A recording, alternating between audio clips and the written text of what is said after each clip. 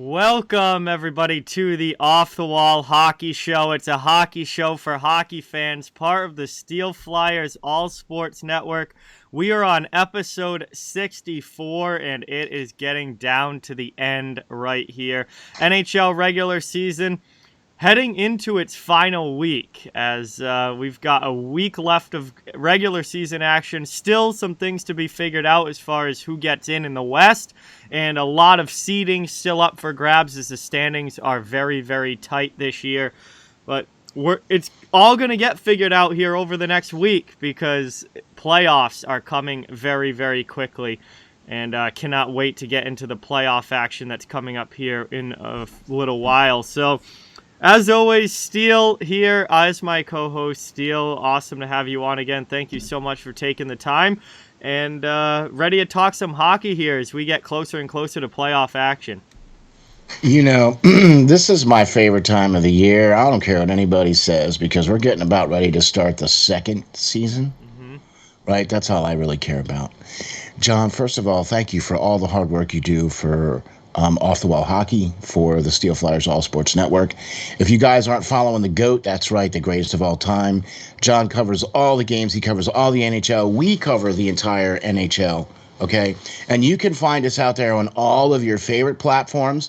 All you have to do is type in Off the Wall Hockey, and you can find us on iHeart, on Google, on Spotify, on Anchor, on Spreaker, on Amazon, on Apple, on iHeart, you name it, we're there. All you have to do is type in Off the Wall Hockey, and you will find us. Once you do, click on the like and subscribe, man, and get us up there and get us noticed, because that's what helps out the channel. Thanks, John, for all your hard work, man.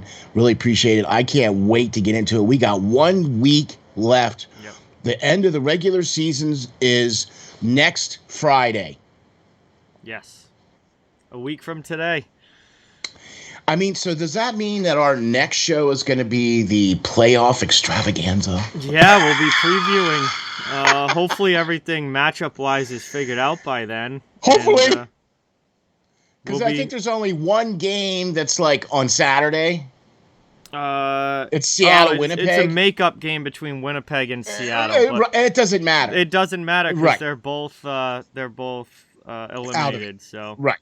So, but as far as we are concerned, everything should be figured out by next Friday. Unless there's like a 1 point difference in something that comes down to the last day of games, which will be Friday night. But we'll have to see. Well, we all know that's what's going to happen. We'll it's have to see. It's all going to go to the 12th hour, right? No, I'm not kidding. That's just how it's going to be. Yeah. All of a sudden, Vegas's last game is whether they get into the playoffs or not, or something like that. Right. And they're going to be, and it's going to go into like triple overtime, or they're going to have like 16 rounds of shootout. Yeah. We'll see, but hopefully things get straightened out here and we start to get some matchups locked in.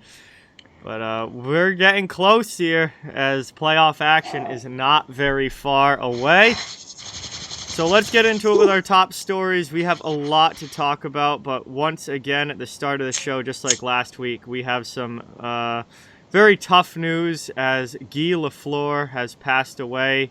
Montreal Canadiens great, just 70 years old. Last week it was Mike Bossy, and this week it's now Guy Lafleur. And very, very sad news, and another just huge loss for the hockey community, as another all-time great player and awesome person and awesome part of the hockey world is great ambassador to the game. Great ambassador to the game. He was very outspoken with rules and safety, okay? And just an all-around classy guy. Do you know what I mean? Mm-hmm. And a great ambassador for the sport of hockey, recognized all over the world for his greatness. You know what I mean? And just a nice guy. You know what I mean? Just a really nice guy, always willing to, step out and do what he needed to do. You know what I'm saying? Mm-hmm. It's a shame that we have to lose these folks. You know what I mean? With Bossy being, last week, and that's the way life goes. You know what I mean? And at least we got to revel in their greatness and Bossy and Lafleur's greatness. Yep. We, even though now with Lafleur, we probably weren't alive to watch him play. You know what I mean? But I certainly wasn't, but right. But what I'm saying is that his influence on the game, his name is synonymous with the game. Yep. You know what I mean? So anytime you say hockey, one of the first names that pops into your head is Guy Lafleur. It just does. For me, it does. Right? Like Wayne Gretzky and Gordie Howe. Yep. When you say hockey, those are the first couple things that just pop into my head. So, but always sad to lose another great one, and condolences and prayers to his family. Yep. And thank you very much for everything that you did, and Godspeed. Yeah, tough one here. Another great player, a legend of the game, gone way too soon at just 70 years old. Played over 1,100 games, over 1,300 career points. Drafted in 1971, played all the way into the early 90s. 20 plus years in the league, and yeah, you definitely weren't alive when he was playing. No, I wasn't born until 96, but definitely a guy that, when you look back at that era of hockey, and especially in the 70s and the 80s, he is one of the first names that pops into your head as an all-time great. And exactly. Condolences to all his family, friends, everyone that knew him. It's obviously a very tough loss, and very big one for the hockey world. It is, because he was one of the big ones. And what I mean by big ones, when you say hockey, one of the first names that you think of is Wayne Gretzky. One of the next names that you potentially might think of is Guy Lafleur. I mean, for me it was. Just those household names. You know what I mean? Bernie Perron is another, but see, Bernie Perron's a favorite player of mine, and he's a hometown guy, so I'm a little bit of a homer on that one. But but when you think of hockey, you think of Bossy and you think of Lafleur as some of the greatest players to ever, lace them up and play out there, and it is going to be a tough loss. 100%. Yeah. So unfortunately, it's another solemn way to start a show, but we certainly want to give our condolences and respects to Guy Lafleur's family, friends, everyone that knew him, and the legacy that he leaves behind as one of the greatest players on the ice and a fantastic ambassador for the hockey off the ice as well. Exactly.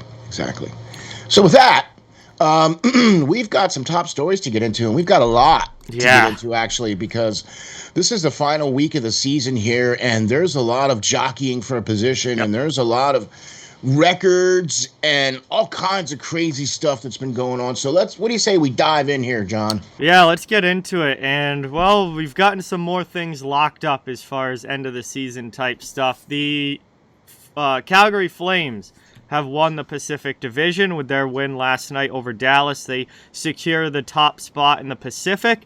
The Florida Panthers, with their win, which is now 12 in a row for them, which I'm sure we'll be talking a lot more about.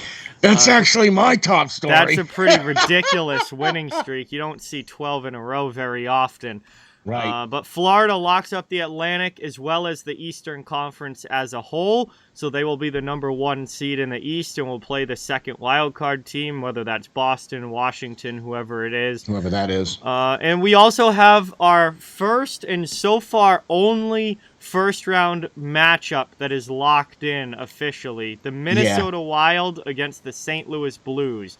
Now, we still don't know who's going to have home ice, who's going to be the 2 seed and who's going to be the 3 seed, but we do know that Minnesota will play St. Louis in round number 1, and what a series that is going to be, because those teams have played some very close games this year. Their last 2 that they played went to overtime. However, St. Louis has beaten the Wild in them all, so St. Louis has had the Wild's number this season, but the games for the most part have been close. So it's going to be really interesting to see what happens come playoff time with that.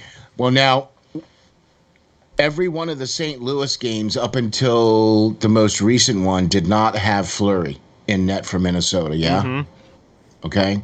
Yeah. That, I think, potentially could be the difference. And if Talbot steps up. Mm-hmm. Okay. Let's face it. That's really the only thing that's preventing Minnesota from doing what they need to do is their goaltending. They Now have with Fleury in net, that might end up being a strong suit for them.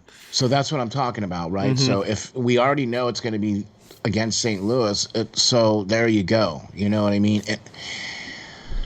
I liked Minnesota last year, but I think they're a better team this year. But everybody else around them is better. So they're still kind of in that same spot. Yeah, no, I feel the same way because I think a lot of those teams all got better. Like Yeah. St. Louis is definitely better this year than they were last year. I think Colorado overall is better this year than last easily, year. Yeah. So yes, Dallas too.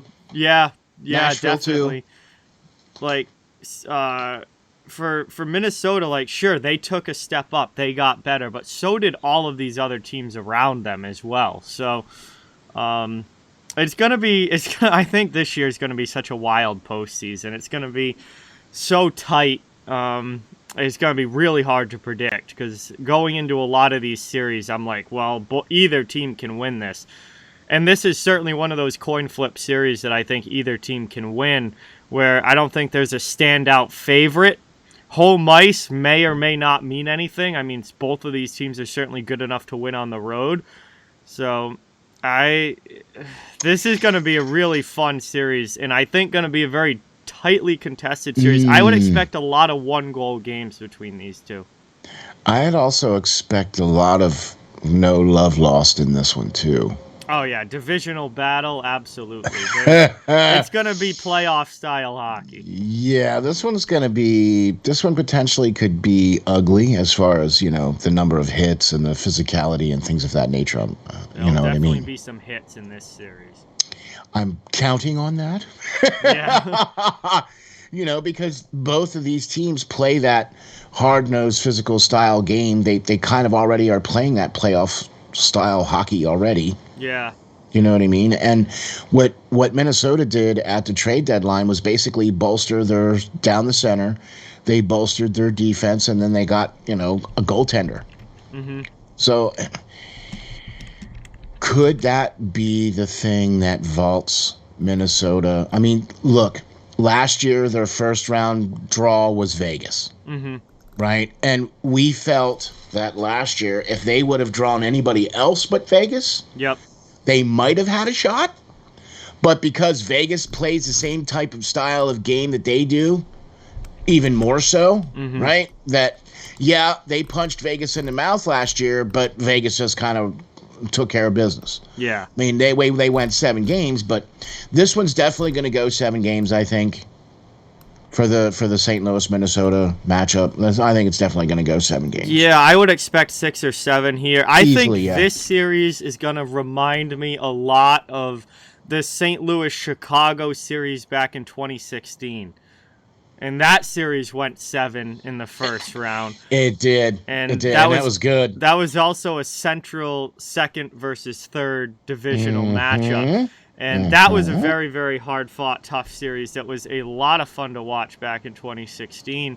And also very physical, had a lot of hits. I remember there were games where St. Louis, just the Blues, had 70-plus hits in that series. I mean, I would expect a series very similar to that between these two teams, just the styles that they play. And I think it's going to be a hard-fought one that goes right down to the wire. I agree. And with the Flames winning the Pacific. Man.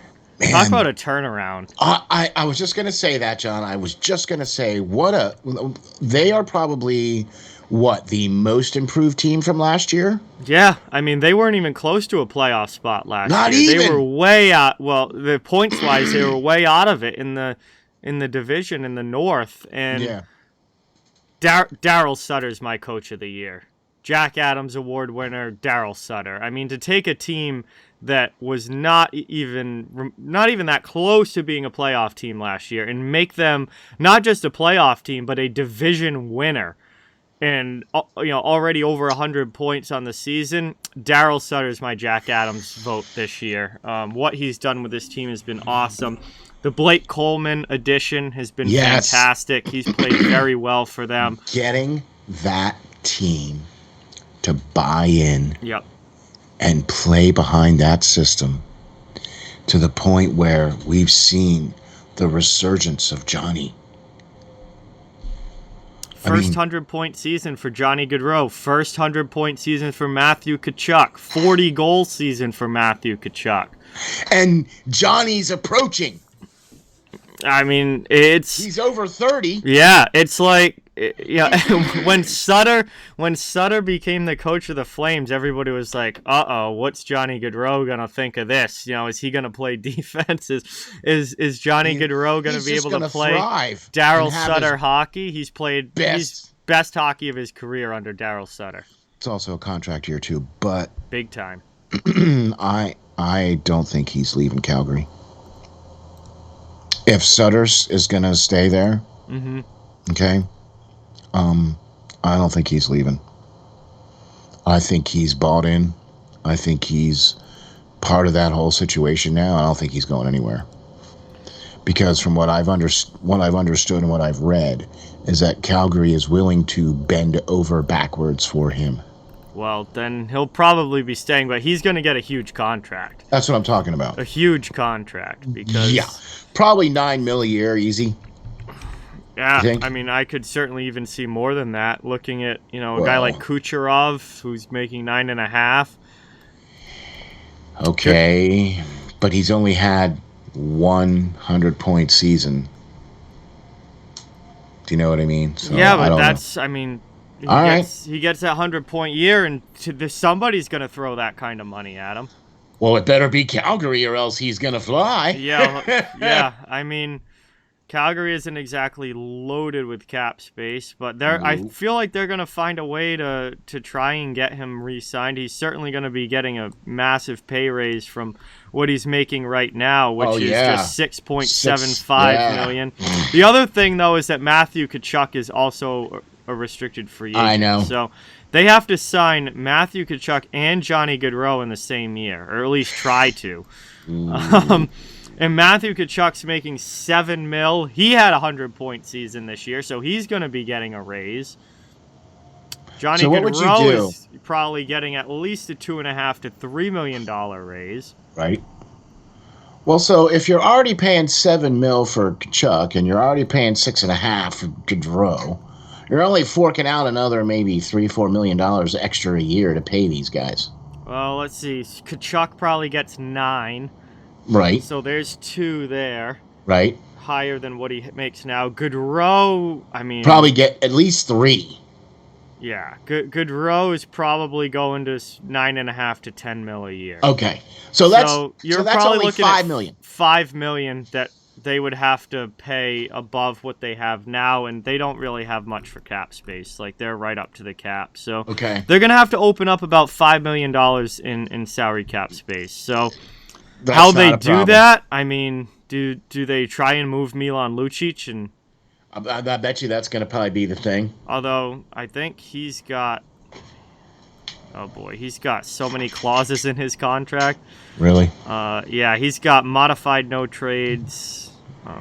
Yeah, but you know what I mean. It's one of those things where it all depends on how it all folds down. You know what I mean? How everything all boils down and what ends up happening. Because if Calgary wants to find $5 million. Oh, they can find $5 million. I guarantee you they'll find $5 million. If they don't re-sign Nikita Zadorov, that opens up $3.75. Okay, so there's Johnny Goudreau's contract. And then if they just don't re-sign Ryan Carpenter and Calle Jarnkrok, who they traded for at the deadline, if those are just rentals, that opens up another $2 million right there. And there's Tkachuk's. There's your money. Yeah. Okay. So Calgary does have the money to sign both of them, even to bigger contracts. And hey, maybe somebody takes a little bit of a deal, takes $250,000 off the AAV, and it's not even that big of a problem for the Flames. Who knows? You might see that. You know what I mean? Well, maybe Johnny accepts 9.25 instead Or of even 9.5. 9. Yeah. I mean, depends on how much he wants to stay in Calgary. And term too. I think it's going to be term. Yeah, I feel like he probably gets a 3-year. No, I think he'll get a max deal. Oh, really? He'll get 7 or 8. I think they're gonna. If he's gonna sign, because he'll get that easily in free agency. Okay. There'd be a team in free agency more than willing to go out on a limb and grab him at a full like that. And Johnny is only 28, so he's not even 30. I wasn't sure if he was at 30 or, I mean, he's close, but okay, yeah, 28. He's 28. He still has about 5 more years. Right in the prime of his career. Yeah. I say he gets a 7 or 8 year deal. Mm-hmm. I think if somebody's going to commit to him, he's getting a huge deal. Kachuk will also. I mean, Kachuk's much younger, but yeah, Kachuk's 24. They're going to lock him up for the maximum, I would think. I would agree that. I would go 8 years, $9 million per year for Matthew Kachuk if I'm the Flames. Right, and I'm just locking him in, and he's still, you know, 24. He's 24, so 8-year deal when that's up, he's still only 32. So Kachuk is a guy that you're definitely locking up for the max deal. For sure. I like that. I really like that too. Wow, Flames are in a good spot. They have a pretty well put together team. Yeah. They did it right last year when they brought in Sutter halfway through the season. Mm-hmm. And then they did some other things that they made some changes as well, too. Yep. And that gave him an opportunity because at that point they were already clearly out. Yeah. They weren't going anywhere. You know what I mean? And it was a condensed season anyway. So, you know, why not let this guy come in and get an evaluation of who's out there? And then let's see it hit the ground running for this next coming off season and then for this season. Mm-hmm. And Calgary hit the ground running. Markstrom came out of the gates on fire. Yep. Within the first 20 games, he already had 3 shutouts. Mm-hmm. Like, wait a minute. Like I said, man, Calgary, they're my dark horse team for the West. Mm-hmm. They have to be. They have to be because on any given night, they can take down Colorado. Yeah, they've played extremely good games against the Avalanche this year. Mm-hmm. When they've played, they've always been very tight, very good games. Good, fun, like real, like top Chippy team against top team kind Yep. of hockey against each other. It's great to see the skill level. What a conference final that would be if we do get it. That's what I'm picking as conference final is Flames in Colorado. Yeah. Okay, for the West, right? I'm picking Flames in Colorado for the West. Mm-hmm. Okay, for the conference final. I could definitely see that happening, 100%. Mm-hmm. Because I'm really pushing for Colorado, unless it's Calgary. Mm-hmm. But that's who I think is going to be my dark horse for the West is Calgary. Do you know what I mean? Yeah. Yeah. Markstrom's had a great year. I mean, he's got to be in the Vezina. He's got to be. With that many shutouts in 1 year, come on. Markstrom, Shesterkin, and Frederik Andersen. Andersen. The 3 finalists for the Vezina this year. Okay. Yeah, Vasilevsky didn't quite have his best year. No, Vasi's numbers kind of stink this year. Yeah, he's still got a lot of wins. He's won 36 games, but he only has a .917 save percentage and a .246 goals against. That's 246 is too high. That's a down year for Andre Vasilevsky. Yeah. Last year, Fleury won it with a 2.12. Yeah. Right now, Shesterkin's at 2.01, Markstrom's at 2.21, and Andersen's at 2.17. So they're all very low. Yeah. So there you go. Hey, how about those Florida Panthers? My gosh. All of a sudden, it looks like Florida's the team that's going to win the President's Trophy. You know, we didn't even see Florida coming, did we? Not with 12 in a row, certainly didn't. I mean, Florida's been a great team all year, but I was not expecting them Not for the President's Trophy, anyway. Not to catch Colorado and then fly by Colorado the way that they have. Hey, Colorado, bye. Colorado loses a couple games, and all of a sudden Florida's up ahead of them and looking up and like, hey, look at us. We're the top team now. And I mean, with the the way that the President's Trophy goes, sometimes maybe that's a good thing for Colorado, but Florida just ripping right now. 12 in a row at the end of the year for the Panthers. And talk about a team that I think is ready to go for the playoffs. It's funny that you mentioned that because I've watched a lot of Florida games this year from the beginning of the season, because I also feel that Florida is another one of those turnaround teams within the last 2 years. Okay. Last year, they were a pretty good team. They made it to the playoffs, but they ran into the Tampa Bay juggernaut in the first round. Yep. Right. And they were able to hang there a little bit, but then, Tampa Bay was like, excuse you. Yeah. They made a series out of it as it went along, but Tampa was definitely the better, more experienced team. When Florida got into the playoffs, their goaltending, and it was kind of already on the downswing going into the playoffs, and it just got worse. I mean, you're going up against Tampa Bay, and they're just gonna expose you. Yeah, and when you play 3 goalies in a playoff series, you've got problems. That tells you that your goaltending's not where it needs to be. Okay, right. So now, fast forward to this year, and my goodness, what a complete 90-degree turn. I wouldn't say full 180 because they made the playoffs last year, but this year's team is far and away better than last year's team. Far and away.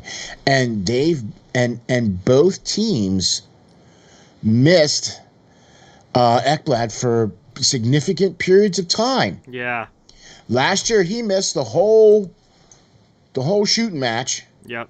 Right, he wasn't even in the playoffs. This year, he played for some time during the regular season, and then he's going to probably be back for the playoffs. Yeah, him coming back would be very, very important for Florida, because I think that kind of changes the dynamic on the back end for them when they have Ekblad in the lineup versus when they don't. Well, what they've been doing, and this is another reason why I've been watching these games. What they've been doing is on the power play, before they got Giroux, right? They were putting 4 forwards and 1 D. Yeah, now they're running 5 forwards. When they got Giroux, yeah, they put Giroux out there on the other side. Yep. So now they're running 5 forwards on their top line power play. Yep. With Giroux being the other point guy. Yeah. Okay. And look, okay, yeah, I'm a Philadelphia Flyers fan, but let me tell you something, folks.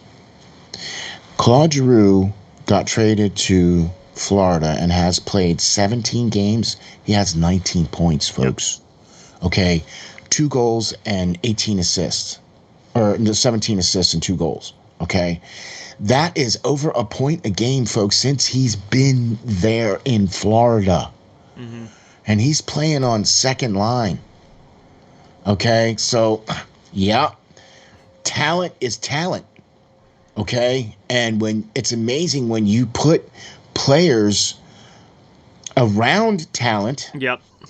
Hey, look what happens. Yeah. I mean, Florida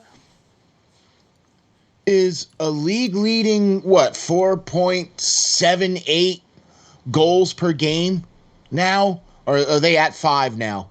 I don't think they've gotten a 5. It's probably still, let's see, team stats. The last I saw, a couple weeks ago. Probably low 4s. 4.18. All right. Okay. So it's dropped a little bit. 4.18 goals per game. Okay. So it's dropped a little bit, but still, it's over 4.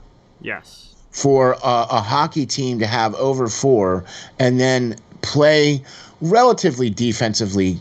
I mean, they play pretty good defensively, and they still give up goals.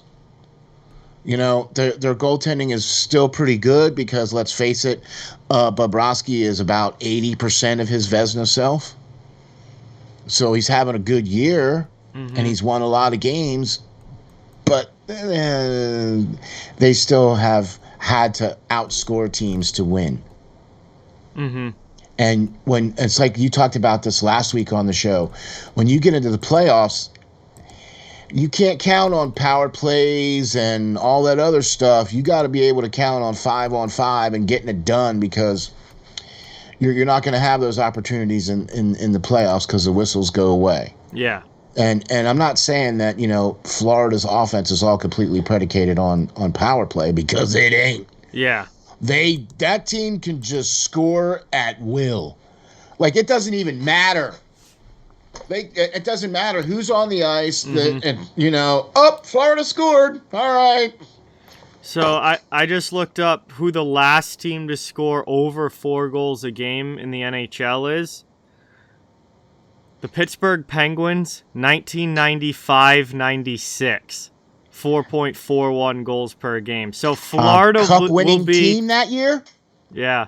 Yeah. Florida will be the first team since 1995-96 to score over 4 goals per game in an NHL season, assuming they stay above 4, which with only 5 games left, it seems very likely that they're going to. So, right. Wow. The Florida Panthers with the best offensive season in the NHL since the mid-90s.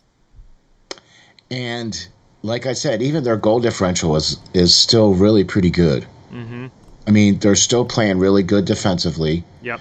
Their goaltending is still pretty darn good. Okay. Yeah, Bobrovsky's got 38 wins this year. Spencer Knight has 18. Not great save percentages. Very kind of average save percentages. Right, like I said, they give up goals. They give up goals. That's the one thing, they've got to keep the scoring up in the playoffs, because that's how they win games. Right. Florida doesn't want to be playing 2-1 hockey. That's not their game. They want it to be 5-3, 5-4, something like that, because they give up goals. Bobrovsky has a 2.64 goals against. Knight has a 2.77.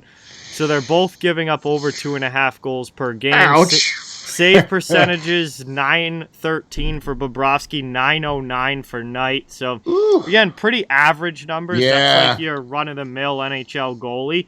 But it's certainly not elite goaltending. It's not, it's not goaltending that you're going to run out there and get a shutout with night after night. So Florida's got to keep the offense up in the playoffs, because that's how they win games. Now, they certainly have the talent to do that with that lineup. I really think, though, with Ekblad coming back, that's really going to help those numbers for them on the back end. Mm-hmm. Because let's face it, he is their best defensive player. Yeah, and they're kind of doing it by committee. Okay? Seriously, the fact that they did all that shuffling around for the power play when he went down just goes to show you that how important he is to this team. Yep. Do you know what I mean? So having him back will help shut down the offense on the other side a little better. Yeah. So they don't have to score 7 goals a game.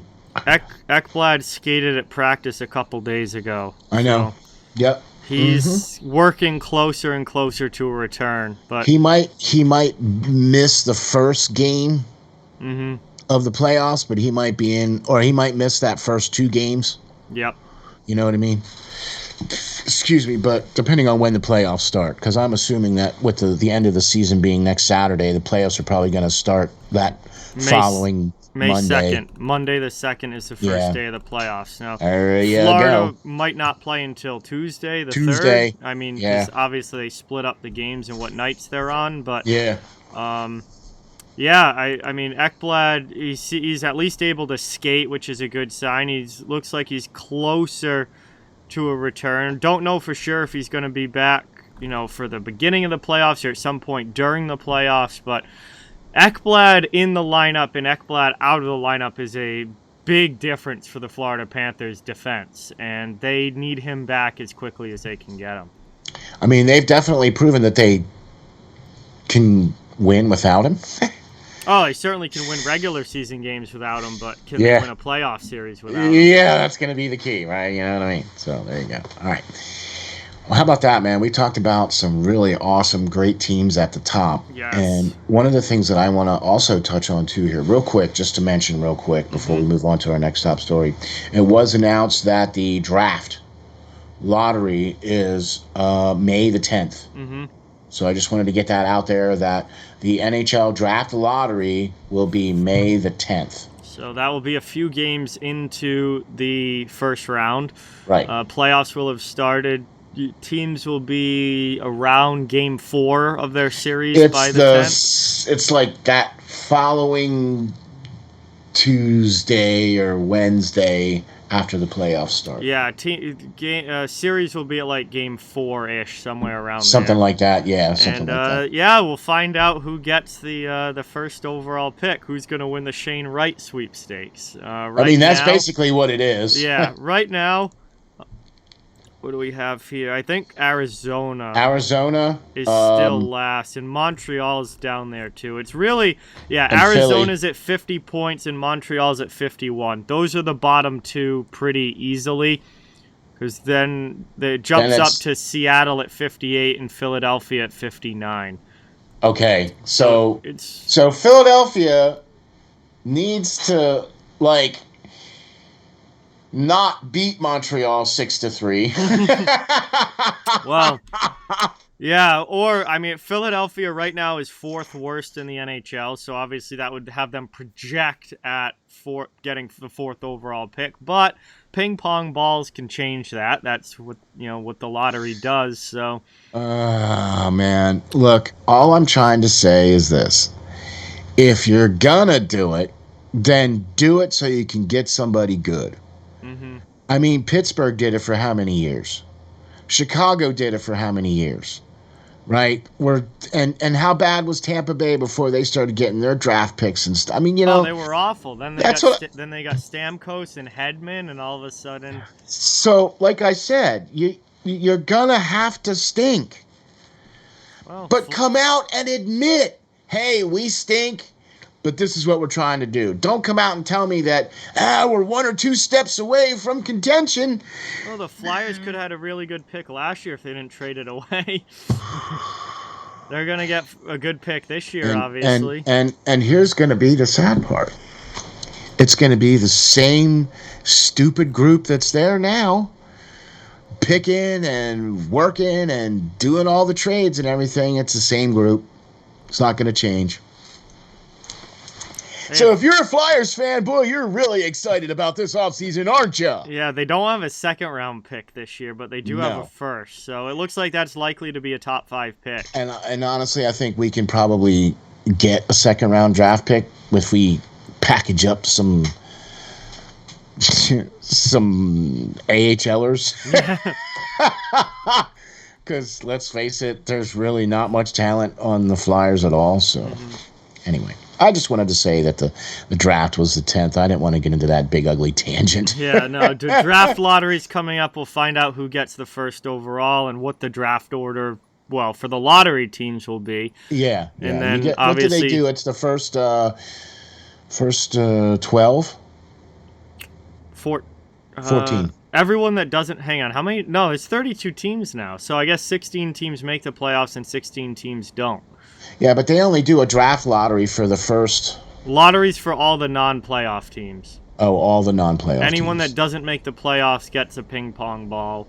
And then the teams that do make the playoffs... Don't. They're not. They're not part of the lottery. Okay. They just get ordered based on when they get knocked out. So then let me ask you another question then, right? So, if you finish... So they do, the top... 16 teams get a ping pong ball? 16 teams that make it. So if you finish 16th, you get 1 ping pong ball? It's all a percentage, yeah. Right. The team that's in 15, 16 have a very, very low percentage of Unless you're the Rangers. Yeah, that was the craziest one. But yeah, all the teams have a very, very low... the lower teams have a very low percentage of getting it, and then... it's So they've got 133 ping pong balls, right? And they have to divvy it up between 16 teams. Yeah. And the top 3 teams get 20 apiece. Yeah, so 16 gets a 1% chance odd of getting that first pick. 15 gets one ball, you get one ball. 15 gets 1.4, 14 gets 1.8, and it just keeps going and going. All now right.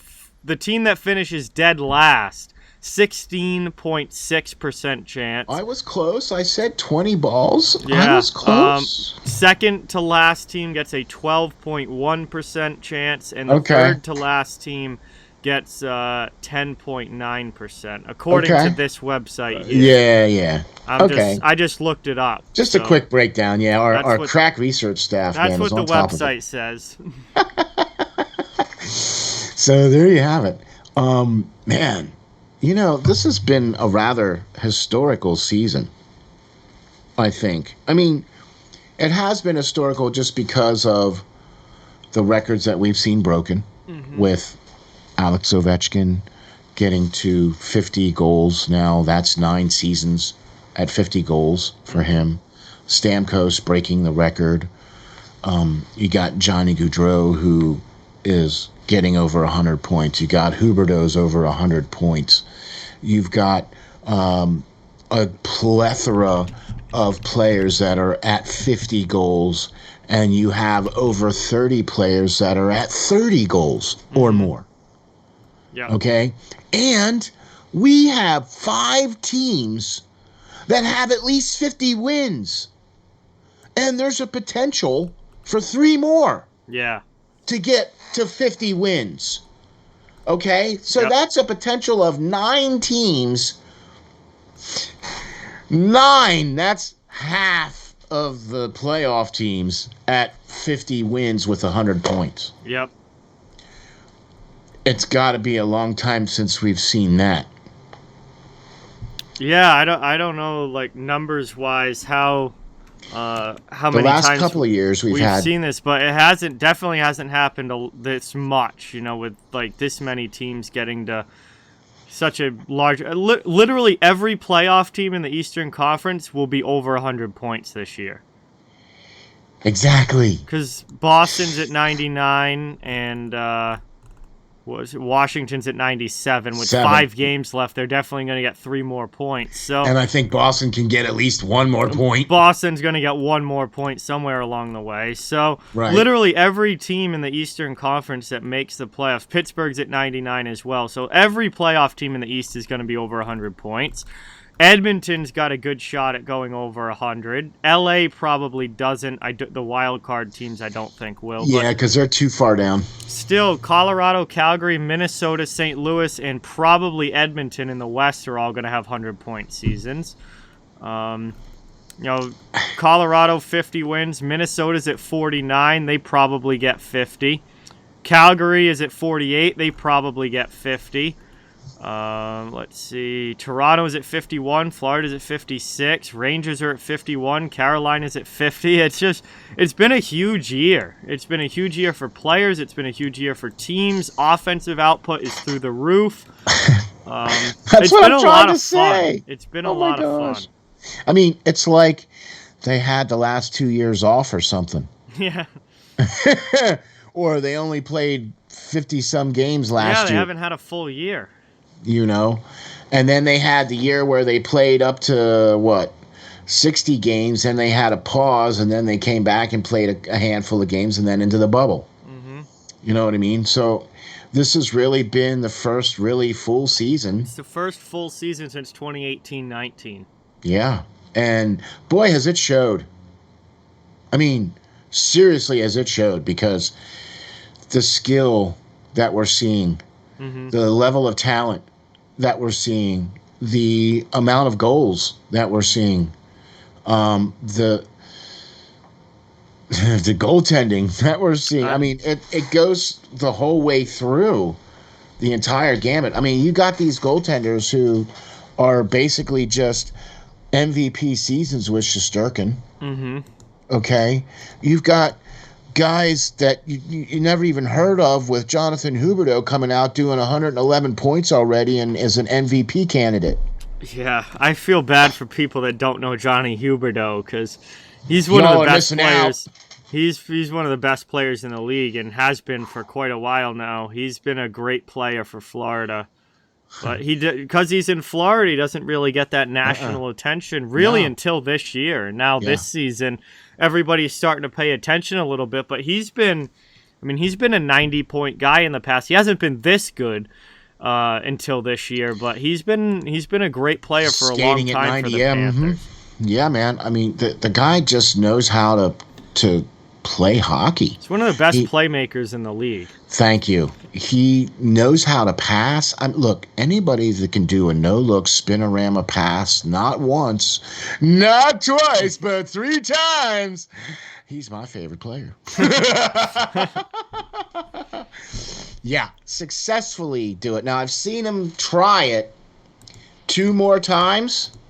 The pass got there, but the goal didn't make it. Yeah. Right? So he successfully did that pass, but only 3 times did the goal make it. Mm-hmm. Right? The other 2 times, the goal was either the goalie made the save or the shot went out to the outside. Yeah. So that's my favorite player so far this year. Yeah, I think what we've seen is that just in the last 3 years, the league has changed a lot, but we haven't been able to see the full effects of that over a full season until this year. And now we look at the scoring numbers, and we're like, wait a second, this is the most scoring the NHL has seen since the mid-'90s. Well, that's the direction the league's been trending, but we haven't seen the effects of it because we haven't had a full season until now. What a great point, John. I mean, I never even thought of it like that. Because I remember, like, right in 18-19, they changed the goalie pads and slimmed them down a little bit more. Right, and they changed the mouth of the front of the net to where it used to be that rounded off thing, and then they squared it off. Yep. Right? Okay? And so you're right. I mean, with the way that teams have been drafting now, they're not drafting shutdown defensemen, they're drafting offensive defensemen for the most part. I mean, you're still getting teams that are drafting these shutdown guys, and there's still those guys out there, and you still need them. You know what I mean? But teams are now looking for more ways to get offensive instead of defensive. Absolutely. The game's opened up a lot. That's a great way to put it. Opened up significantly. You're getting more breakaways, I think. You're getting more of those... A lot of odd man rushes. Stretch passes and stuff, too, where you're getting the guys hanging out at the blue line, getting them cherry-picked long passes when they took away that rule of that 2-line pass. Yeah. Right? So now you're starting to see that taking effect as well, too. I think the way the game's played, it's opened up a lot. I don't think coaches are as big of sticklers about defense as they have been in the past. Like for a long time, there was like a 20-year stretch where it was, we're going to make no mistakes. We're going to play lockdown defense. It's all about the defensive zone. Offense will come when it comes, but it's really about, not giving up goals. And now, I think there's a lot more coaches now who are like, let's just go out there and outscore the other team. Like, let's put 6 on the board, and if we'll hold them to 4, and we'll win the game. And the game's opened up a lot. That's an interesting way to put that, John, because I think that's exactly kind of how things are trending. Yeah. Coaches are that way now because the coaches are getting younger. Yep. And as the coaches get younger, they tend to do more of the latest and greatest stuff, which is more of the skills, the more of the passing, the more of the scoring, and the less of the defensive-minded stuff. And they're not holding talent back. They're not looking at talented, skilled players and being like, well, you got to make sure you're defensively responsible. They're like, no, go out there and play, kid. Put some points on the board. Try some moves. Also, you got a lot of ex-players who are coaching and younger ex-players who are coaching. So, it's not like guys that were playing in the 70s now. It's, guys like Marty St. Louis and Andrew Brunette who were playing, just 10 years ago. And see, now he might be my coach of the year. Andrew Brunette? Oh gosh, no. His name was at the tip of my tongue. The coach of the Florida. Yeah, Brunette. Yeah. Yeah. He might be my coach of the year because look at what happened to that team this year. Mm-hmm. Where the whole Quenneville thing. Yeah. Right? Like month, not even a month into the season. And dude takes over, and they didn't even skip a beat. Nope. They lost like maybe 3 games there in that little stretch that week. Yep. In between when Quenneville got fired. Right, they lost a little 3-game stretch there, and then they just have taken off. Yeah, no, they haven't really skipped a beat at all, and I mean, they're super talented lineup, so you would expect them to keep it rolling. But for them to overcome that the way that they did, where literally a team that you certainly would not be expecting a coaching change from, all of a sudden gets forced into this coaching move, and for them to just pick up right where they left off and not even blink, it's pretty impressive for sure. That would have to be my coach of the year. I get Sutter, and I would back you 100% on that. But when I look at what happened with Florida and that whole Quenneville thing, okay, that man just was not good all the way around. And for coach to come in there and take over that team and not even skip a beat. And then at the trade deadline, get a guy like Giroux. And then just slot him in. You know what I mean? Yep. Like, all right, another player, slot him in. And just makes him even better. Makes him even better. You know what I'm saying? And so that's I would have to say. And like I said, I purposefully watched a lot of Florida games this year because I wanted to see how this team was going to react after losing last year to Tampa Bay, and I wanted to see how things were going to go. Yep. Plus, I like their game. I like I said, Huberto is my favorite player, so I'm going to be paying attention. Yep. You know what I mean? I watched a lot of Colorado games this year too. Okay. Man, that team is just sick. Oh, yeah. I thought Florida was stacked. Colorado just has that skill and those players that just know where to go, know how to be there, know what to do, and know how to put the biscuit in the basket. Yep. So, there you go. All right, man. What do you think? Couple last things here. Got to give a big congratulations to Steven Stamkos for breaking the Tampa Bay Lightning franchise record for most points with the Lightning, 954. He got it with a power play goal last night against Toronto. Buddy. And he passes Martin St. Louis for the franchise record of points in a career. So, congrats. Big congratulations there to Steven Stamkos. And then how about Alex Ovechkin?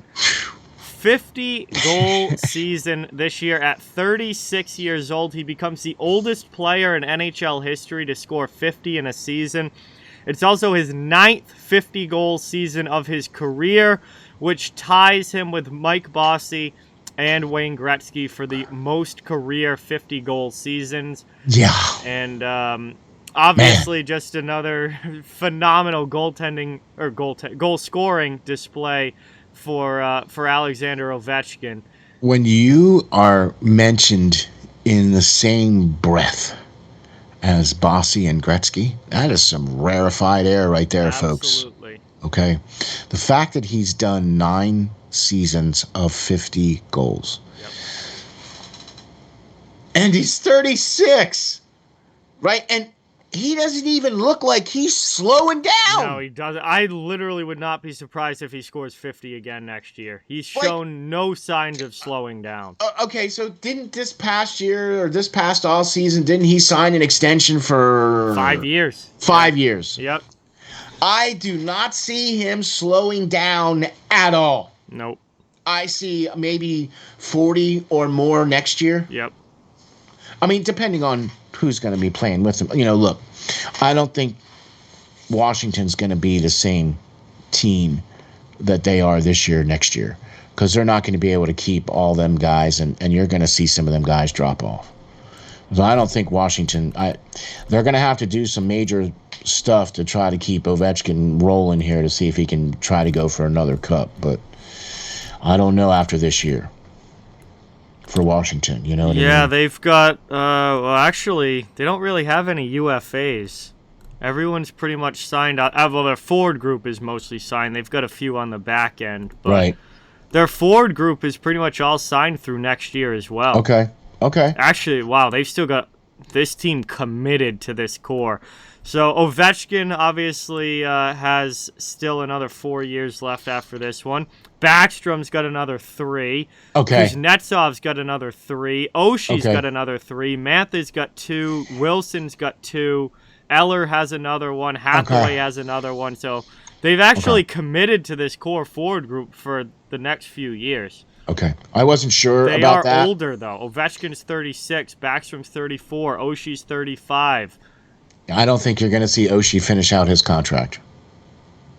I just don't. He's got with 3 the injury, more seasons. With the injuries that he's had this past year and the limited number of games, unless he's able to, come back healthy and everything like that, I don't think he's going to see the end of his contract. Yeah. With his age and everything like that, you know what I mean? Mm-hmm. But okay, I wasn't sure about how Washington was set up for after this season. You know what I mean? He's gonna have Backstrom and Kuznetsov at least passing him the puck. Well, he's gonna need them. Yeah. You know what I mean? Because I think they need a little bit of help there in goal. Yeah, they need to figure out a long-term solution in net because I don't think it's Samsonov and Vanacek. Samsonov is not the answer. I mean, those are they can be solid 1B type of guys. Or backups or something, yeah. I don't think they're winning you a Stanley Cup. Nope. I agree with you on that one, my man. Well, there you go, man. We had some pretty good top stories this week, didn't we? Big time. I mean, congratulations to Alex Ovechkin and also congratulations to Steven Stamkos. Yep. I mean, could you imagine Steven Stamkos if he just would have stayed healthy? I think we'd be talking about him in the same breath as Ovechkin and Gretzky and all these other guys. I mean, people forget he's all but Stammer there. was a 60-goal guy before he started having the injury issues. Like I said, I think if he wouldn't have had some of them injuries, I think we'd be talking about Stamkos in the same breath as we're talking about Ovechkin and all the other guys. Yeah, he'd probably be around 1,100 points now. I mean, the fact that he's at 954 now. You know what I mean? He'd be at 11. He'd be right around 1,100, I think, I agree. without the injuries. Yep. Mm-hmm. You got to think goal scoring wise, he probably could have had another 60s maybe. I mean, he scored 60 in 2011, 2012. Then he only 2013-14 he only played 37 games. 2016-17 he'd probably have another close to 100 goals. Yeah.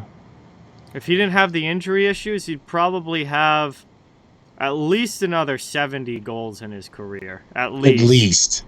I would agree with that. With the amount of time that he's missed.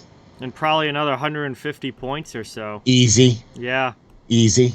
Right? So there you go, man. That puts him in the same breath. Right? He's still over a point per game player on his career. 956 and 917. So he's still over a point per game guy in his career, even with the injuries. But, but just imagine. Yeah, if he had never gotten, hurt the way that he did, I think. I mean, that broken tibia. I remember when that happened against the Bruins. That really set him back. It did. And, then he had some issues later as well. Coming back from that. But even 2020, he missed the most of the playoffs. Most of the playoffs, Last year he only played 38 out of the 56 games. Yeah. And he's had some injuries more recently as well. It'd be a different career numbers if Stammer had never gotten hurt. Do you know what though? All day long though, I still think he's a Hall of Famer. Yeah, if he holds as a point per game player over his career, he definitely will be. He's won 2 cups, captain That's what I mean. the team. Yeah, he definitely will be. Yeah.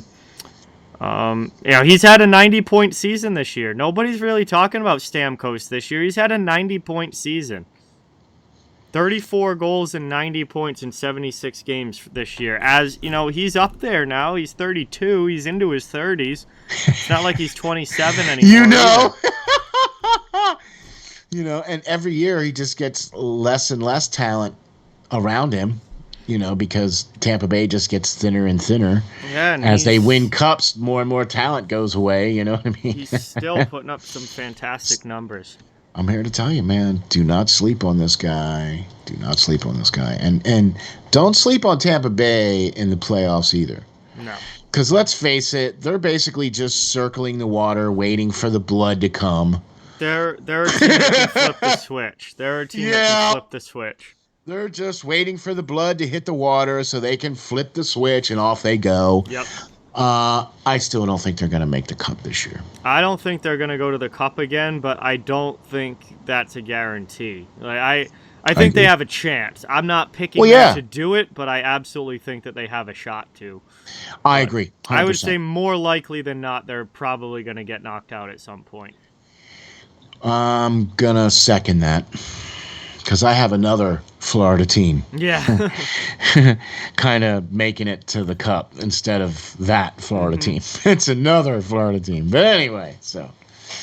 All right, man. There you go. We had a lot of great top stories this week, man. It's like. Absolutely.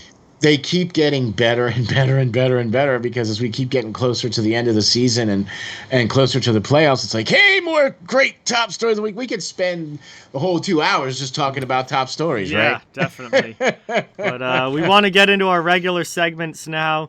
So we're going to get into it with Top Shelf, our power rankings, best teams in the league, and this has gotten shaken up a little bit. There's been some changes happening here. There's really also kind of been a compression as well, where we basically have a three-way tie for third. So like 3, 4, and 5 all have the same point percentage.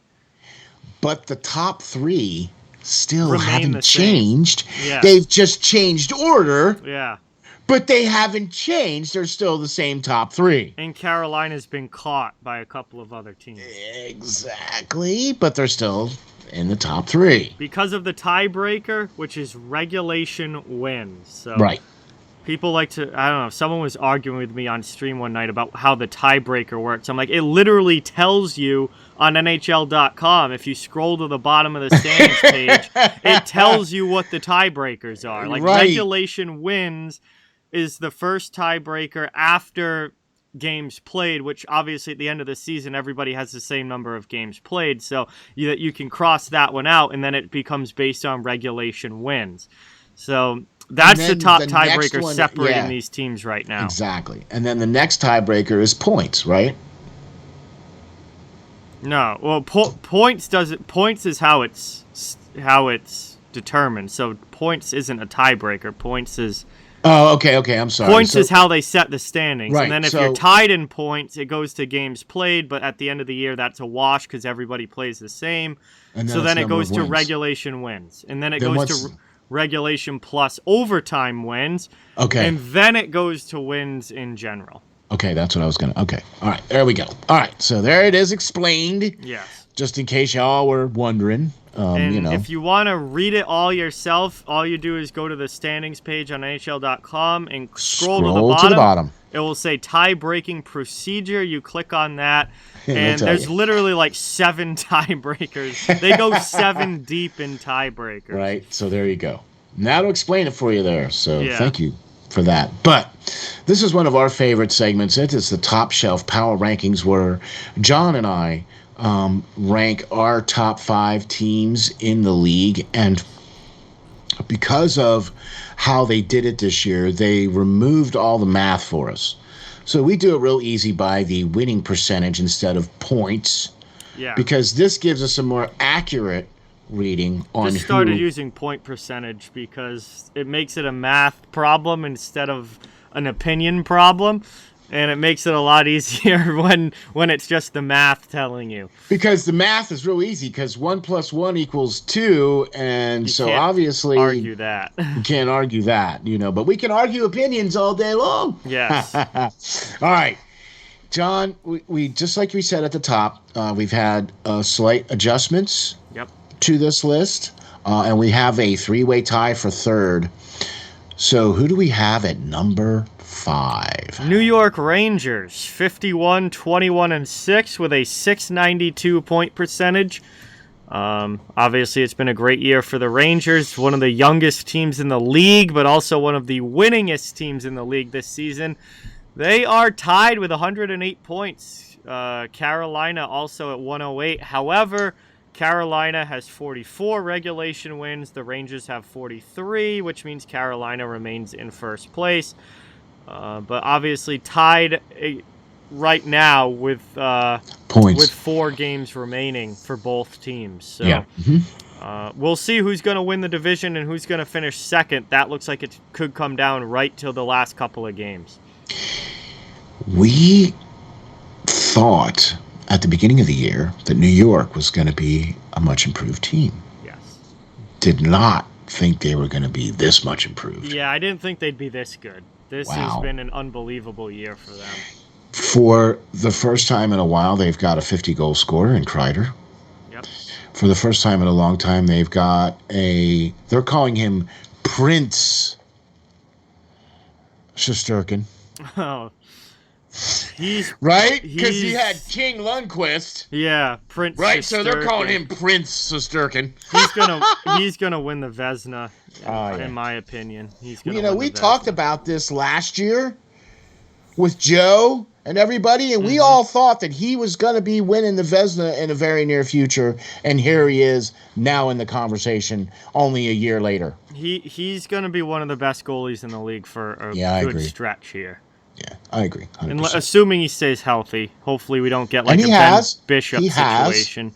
Yeah, I mean, for the most part, he's only missed like a couple of games, I think, this year. Yeah, no, he's looking good. And if he can stay healthy the way that Vasilevsky has, then I think he can probably be at that level that Vasilevsky's at. Because it's all about availability. Yes. Seriously. If you're not out on the ice, then you're not out on the ice. Yep. New York Rangers, number 5 on the Top Shelf Power Rankings. Number 4 is another familiar team who's been on the list before. Okay. Yep. And they've kind of been jumping around a little bit on and off the list as well. Yeah, they're certainly on now. Exact same record as the Rangers. I know. We're talking about the Toronto Maple Leafs. And, folks, look, if you guys haven't caught on to the Austin Matthews Wayne train, I mean, what is he at? 56 goals now? Right? Yeah, he's been out injured the last few games. Yeah, he's been out injured. He's still leading the league with 56 goals. Toronto, man, I'll tell you what. He's at 58 now. Well, 58, I'm sorry. Yeah, he's at 58, and he's still leading. By like 4 or 5 goals. Let me take a look here. I don't think... Draisaitl is at 54 or something? Nobody's come that close. Let's see. Leader in goals, Austin Matthews, 58. Yes, Leon Draisaitl's at 54. Right. Chris Kreider's at 51, and Alex Ovechkin is at 50. Those are your 50-goal guys this year. Okay. So, but Toronto being up there at number 4, this team is even more improved than last year. Yep. They didn't have nearly the competition last year as they did this year with being in the North Division last year. Do you know what I mean? Mm-hmm. And I think they've had much stiffer competition this year, but they got better goaltending. And, boy, that really has been the difference for Toronto because this Toronto team, I don't think they're going to be once and done in the playoffs this year, folks. So you think they beat Tampa Bay round 1? Is that who they're going to face? Is that locked in? More than likely it's not locked in, but it's either going to be Boston or Tampa, and it's looking like it's probably going to be Tampa. Okay, if Toronto plays Boston, I think Boston wins that. If Toronto plays Tampa Bay, I think Toronto takes that. I think Toronto takes that against Tampa Bay. I don't think I think Boston maybe have a little bit more juice for Toronto, and they've played Toronto a little better. And I would much rather see Boston play Toronto than Tampa Bay.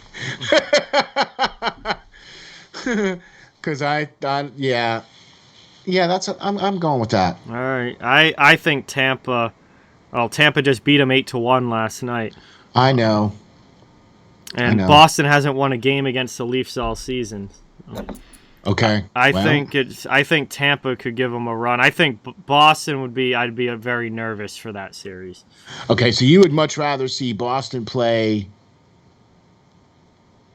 I think Boston, unless they can catch Carolina without Frederik Andersen, who's injured right now. If Andersen, he's out for the rest of this week. If Andersen isn't back for the playoffs and Carolina has to play with Antti Raanta in goal, I would want the Bruins to face Carolina with Raanta. Yeah, all right. Other than that, I think the Bruins are out round one, or at least good chance that they're out round one. Okay, so you don't even think they have a shot against Tampa Bay or Toronto? No, I think they have a shot. I just don't think. I don't think they're. You'd much rather see them against tough. Carolina. It's going to be. They're going to have to play at their best. Like you're going to need to see the Boston Bruins that beat St. Louis in St. Louis on Tuesday. That team is going to have to show up for the entire series for Boston to win. Well, listen, man, I'm going to tell you something. Last year, Boston did flip the switch last year, and they were able to win that first series. Well, they worked the Capitals in round one, but then once Carlo got hurt against the Islanders, that was it. That was it. But I'm not counting Boston out. I'm just not. Okay. I think Boston versus Toronto or Tampa Bay would be a very, very close series. Yeah. I don't think Boston beats Florida.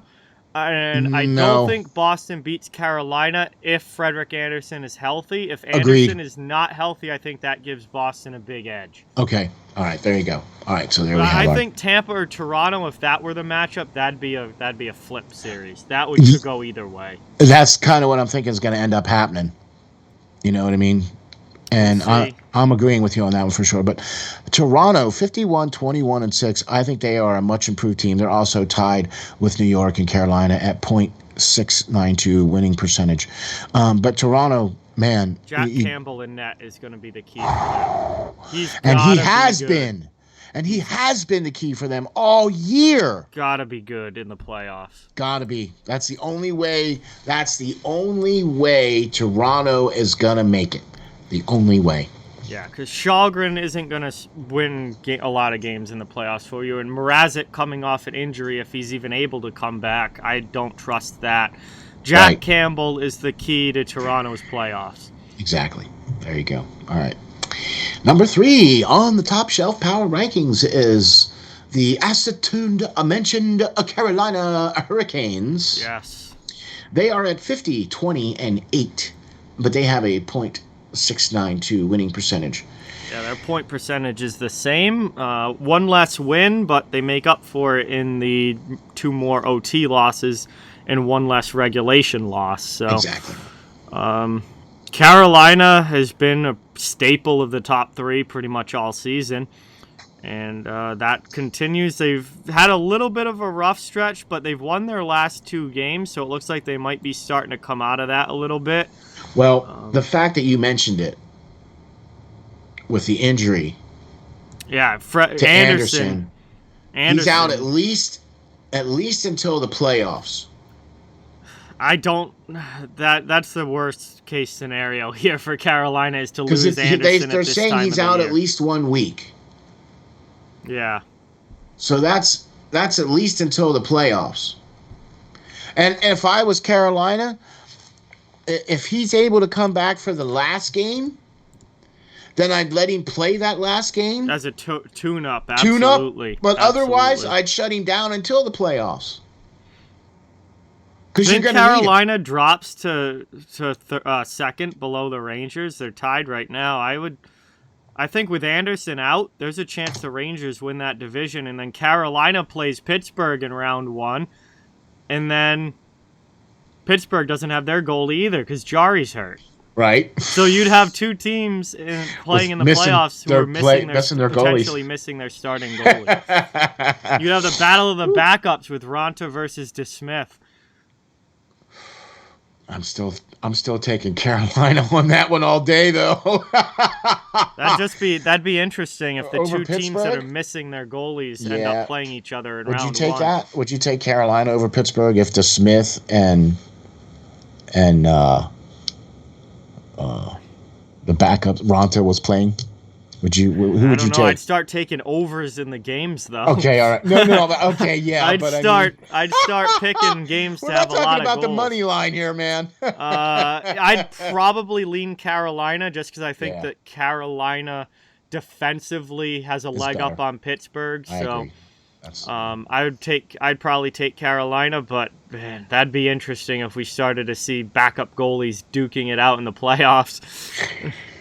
That would be a good story, though, right? The story of the backup goaltenders. You know what I mean? I'll take that story. I'll take that all day long. You know what I mean? That's pretty good. All right, Number 2 on the list, Top Shelf Power Rankings is no longer the Florida no longer the Florida Panthers. It's now either one you said. It's no longer either one of those teams. Yeah, it's Colorado now for the first time in forever that Colorado's not been in the 1 spot. They have dropped. All they did was lose 2 games and they dropped down to second. But there's still a .753 winning percentage, though. Because of the team that's in first. Yeah, they're still over the 700 point percentage mark, which they've been pretty much all year. Yeah. And Colorado's 55, 16, and 6 on the season, and they lose 2 little games and they drop out of that top spot because 2 little games. Because of the number 1 team and what they're doing right now. You know, we were talking about Colorado winning the President's Trophy. Now we were talking about Carolina winning the President's Trophy. Nah. Right? Not anymore. Not anymore. We got to talk about. And I also think, too, that the last year that the President's Trophy team won the Cup was what, Chicago 2013? Chicago in 2013. Right. I think we're going to get the same thing this year. I think we're going to get a team that wins the President's Trophy is also potentially going to win the Cup, depending on who it is. You know what I mean? Obviously. Well, but you got Colorado just keeps on rolling. Colorado just keeps on. Yeah, they had a little hiccup there and they lost those 2 little games, but every single game that I watch of Colorado is a lesson in how to play hockey. Mm-hmm. When they are on the power play, they skate the puck in, pass it to the point guy, and bang, they're set up. Yep. I mean, this is how you play hockey, folks. This is how you do it. Okay? All you have to do is watch Colorado, and they'll show you how to play hockey. Yep. Okay, seriously. When the other team's coming in, their 2 defensive guys are sagging back to the goaltender, and their forwards are chipping. What? It's not rocket science here, folks. Okay? Colorado is still one of the best teams in the league, and I'm putting them in the Cup, man, for the West. Mm-hmm.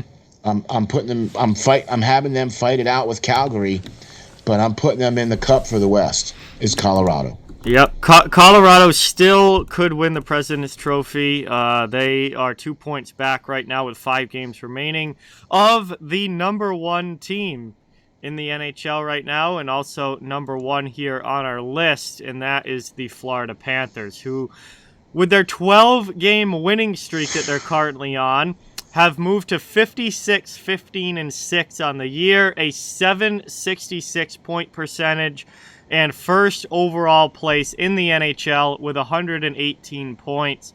And also 5 games remaining for them. 2-point lead for the top spot in the league. Heading into the postseason, oh boy, Florida is just tearing it up right now.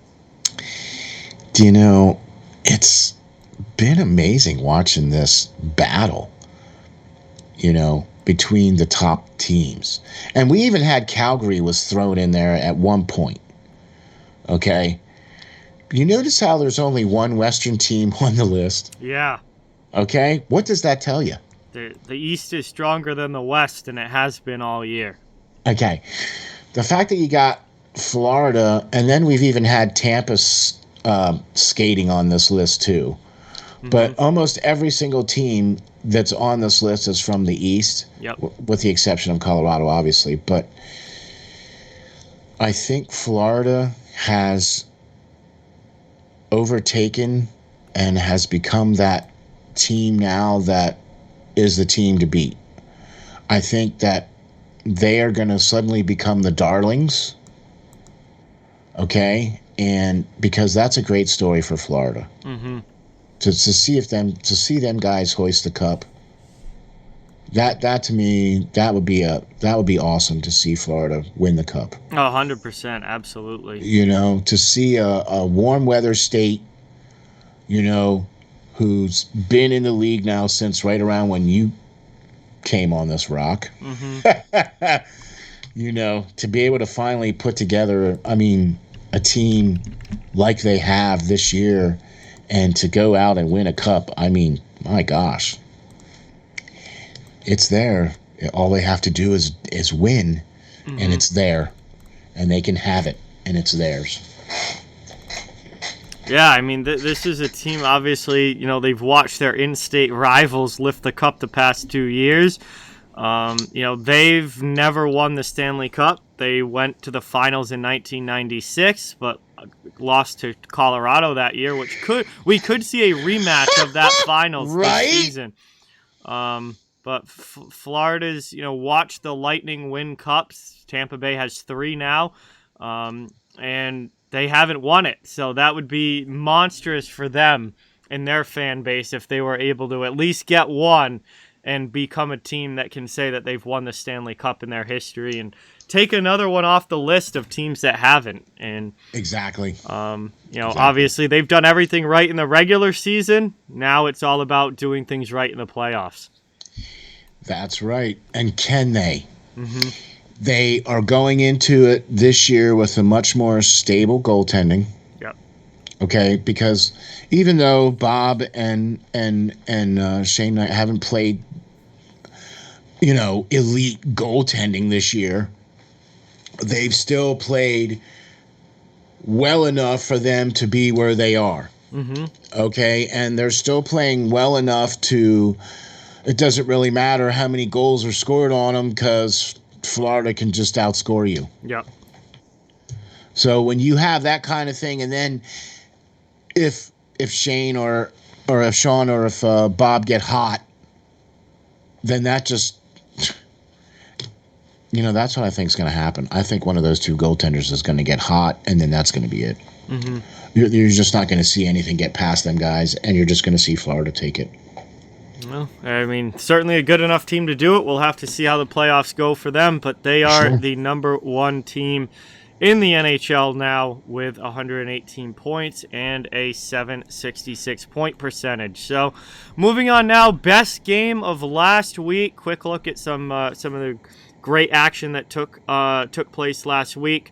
Steele, if you want to kick us off with this, what was your top game from this past week? So, we've talked about it before, and I thought this potentially, before the whole Florida thing took off, I thought that this was going to be a Stanley Cup matchup preview right here with the Carolina-Colorado game the other night. And I have to say that was also the game, too, that Anderson went down. Yep. Okay, so unfortunately we didn't get to see a full-on matchup because it got a little bit one-sided after that. Yeah. 7-4, Colorado just said, "All right, we'll take that, thanks." I was in Carolina played really well, but when goaltender went down, that changed the dynamic of the game. And it was all Colorado after that. Yep. But I really felt, and the first first period was really exciting because Carolina just came out of the gates and just exploded on Colorado and was like, okay. Mm-hmm. And then Colorado just said, oh, yeah? Well, take that. Yeah. And came right back. Yeah. You know what I mean? And it was like, whoa, okay. I really thought this was going to be the matchup that it probably could have been, but because of the injury, Colorado wins 7-4. But this was a Stanley Cup preview, I thought, at one point, but it just didn't work out that way. And Colorado did win the game 7-4, but pretty good game though. You don't see Carolina give up 7 goals very often. They're the top defensive team in the league. I mean, that's what I mean. That the goaltending had to have been the problem, or somebody had to have gotten hurt, or and that's exactly what happened. I mean, goaltender got hurt, and suddenly now there's 7 goals up on the board. Yep.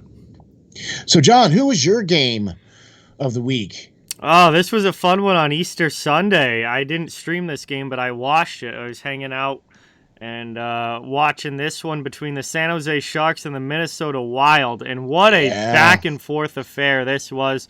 5-4 overtime win for Minnesota. A ton of offense in this game. Yeah, I did watch some of this too. Very high-paced, very back-and-forth. And it was just a really fun game to watch. There was a lot of action up and down the ice, a lot of scoring, a lot of offensive opportunities. Nobody was going to be going back and watching the film of this one to point out great defensive play, but they certainly showed how to score some goals. And it was just a really fun game to watch in an afternoon matchup that was a lot of fun. That's awesome. I did get to watch some of this game, and I did get to see some of the back and forth there, run and gun there a little bit. That was pretty good to see that between those two guys. Good game. Really good game, though. Man, we picked out 2 really good games, I think. Yeah. And that leads us into another little section that we love to talk about, and that is our 3 stars of the week. Yep. And we're slightly off from what the NHL does because they do theirs on a Monday. Yeah, on Friday. I like not just regurgitating their list. Me too. It's our list. It's our list, exactly. Yep. And I like our list better. Mm-hmm. Right? Because we go by a certain number of games where they only go by, what, 1 game? No, they go by the week. They go Monday to Monday. Okay, all right. They go Monday to Monday. We go Friday to Friday. Friday to Friday. Okay, so our lists are better. So there. I like our list better anyway. All right. 3 stars of the week. John, why don't you kick us off with your 3 stars of the week? Coming in at number 3, Jonathan Quick, goaltender from the LA Kings. 3-0-0 with a .956 save percentage, 1.00 goals against average his last 3 games. 65 out of 68 shots against he has stopped. And that's getting it done. Just when the Kings needed it the most. They were slipping. They were in danger. They were falling back just when they needed it the most. Yep. The old wily veteran, Jonathan Quick, shows up playing like it's 2014 again at the perfect time for LA. Wins 3 in a row. Kings are now sitting pretty to make the playoffs and get in a playoff spot. And he has played his best hockey here over this last few games. And he's setting himself up to be the playoff goalie for LA. I think, they've kind of gone with a tandem this year with him and Peterson. And I think the way that Quick has played these last few games, it's looking like Johnny Quick is going to be the game 1 starter. Yeah. And he is just played like his old self at the perfect time for LA. That's what you need from a veteran guy like him who's a Stanley Cup winner. Exactly. And it's been almost a perfect week for him to help get this team into the playoffs. Exactly. Great. Number 2, another goalie. I got 2 goalies on the list this week because Igor Shesterkin for the New York Rangers, back-to-back shutouts. In the 2 games that he's played for New York this week, 2-0-0, perfect 100% stopping the puck. 0 goals against, 51 out of 51, 2 shutouts for Shesterkin in back-to-back games. Literally perfect. It does not get any better than that. Literally perfect. So couldn't have left him off the list. He needed to stay on. So I got two goalies on the list this week. And the number one, Kevin Fiala from the Minnesota Wild. 4 games played, 4 goals, 5 assists, 9 points, +3, 2.25 points per game. 2 of his 4 goals were game winners, and 8 of his 9 points have come at even strength. He's having a heck of a year this year too, man. Oh, unreal year for Fiala. Great. Most points, most goals. You know, great year for Fiala, man. What great production from him. Oh man, I'll tell you what. And boy, Minnesota really needs these players to do these kinds of things for them. You know what I mean? That's why Minnesota's been as good as they have this year. Exactly. Kaprizov, Zuccarello, Hartman, Fiala. These guys have all lit it up offensively. Exactly. And they're stopping the puck and they're shutting it down on the defensive side too. So I really like Minnesota this year. I think they're going to go a little further in the playoffs this year than what they did last year because they're going to go up against a team like not Vegas. Yeah. You know what I mean? So it's funny that you have 2 goaltenders on your list. And this was the first time that our lists have been significantly different. Okay? I still have a goaltender on my list, and it's one of the ones that you have. But we're going to get into my list right now. My top 3 stars of the week are number 3, Pavel Buchnevich. St. Louis Blues, man. 4 games played, 3 goals, 5 assists, 8 points. Oh, he's just a +7. No big deal. Nothing to see here. 17.52 minutes of ice time, and he's got 2 even strength goals and 6 even strength points. Okay, guys getting it done even strength. He also has 1 power play goal too, but couldn't go wrong with that, man, with a +7. Okay, had to get that on the list, man. Plus, he's been playing really well. St. Louis has been playing really well as well, too. And he's one of the reasons why St. Louis is in the playoffs this year as well, too. So, number 2 on my 3 stars of the week is Johnny Hockey Goudreau. Hey, how about that? From Calgary. 4 games played, he has 4 goals, 4 assists for 8 points. He's a +5. He's got 20 minutes of ice time. He's got 6 even strength points here, folks, and 4 even strength goals. All of his goals and most of all of his points is getting done on even strength. That means 5 on 5. Johnny is over 100 points this time for the first time in the season, or for his career this season. He's over 30 goals.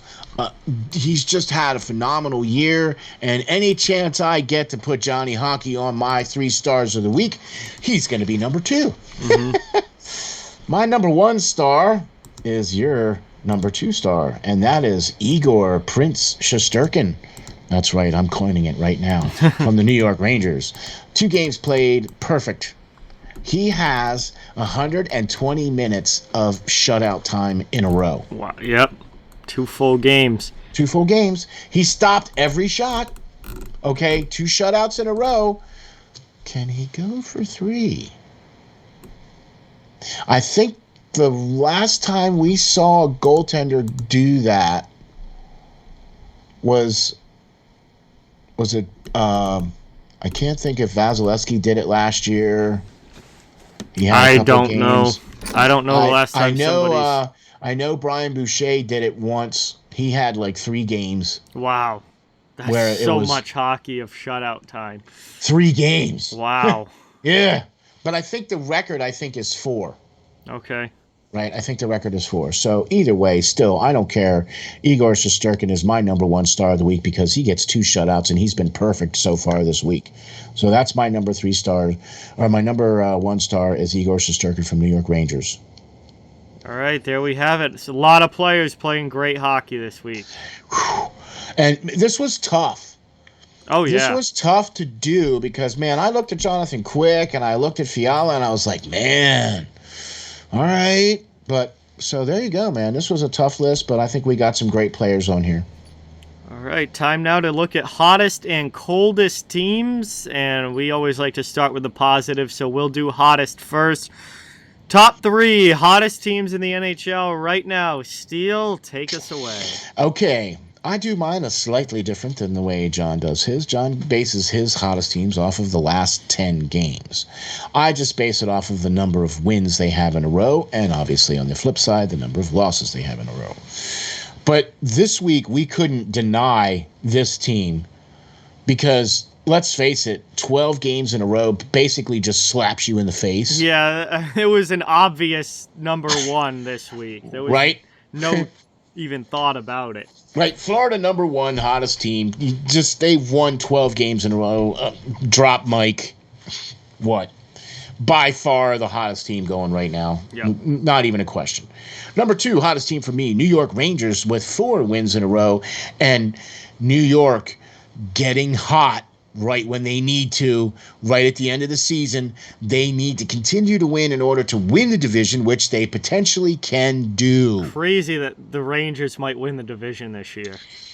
After last year saying, Pittsburgh's going to win, and they did. Yep. Right? Who'd have thunk Pittsburgh was going to win the division last year, but New York has a shot this year. They have a shot, so I like New York. They're pretty good. 4 wins in a row. My third hottest team is Minnesota Wild with 3 wins in a row. They are also playing hot hockey right now, right when they need to. Sure okay? Are. You need to be playing good hockey going into the playoffs. You don't want to be limping in, losing games. You want to go in winning games on a high note.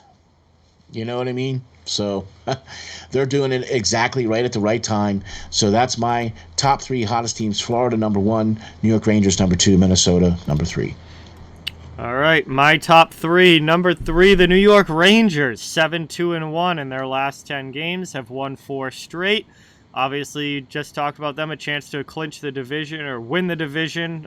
Tied right now with Carolina at 108 points. They both have 4 games to go, so still a lot to be decided there, but Rangers had a heck of a year, and they're playing very well right now. Number 2, the Edmonton Oilers, 8-1-1 in their last 10 games for Edmonton. They've won 3 in a row, and boy have the Oilers turned things around under Jay Woodcroft. He has been a godsend for this team. They're the reason why they made the playoffs. Oh, big time. I don't think they'd be a playoff team if they didn't make that coaching change. I agree. Playing way better under Woodcroft than they ever did under Dave Tippett. Now 45 wins on the season, 96 points, and the Oilers playing great right now.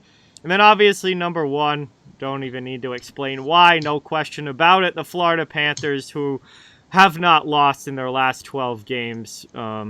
Just unbelievable stretch here for Florida. 12 in a row is something that you don't see very often in the NHL. So obviously they're the hottest team, absolutely on fire right now. Nothing like you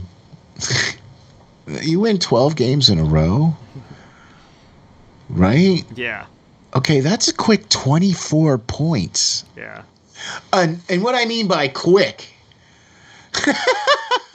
Right, you don't just quickly get 24 points in the NHL. That's about four weeks of games, 3 to 4 weeks of games, 3.5-ish weeks of games. Oh, so if you figure you're playing on average 3 to 4 games a week. A week, yep.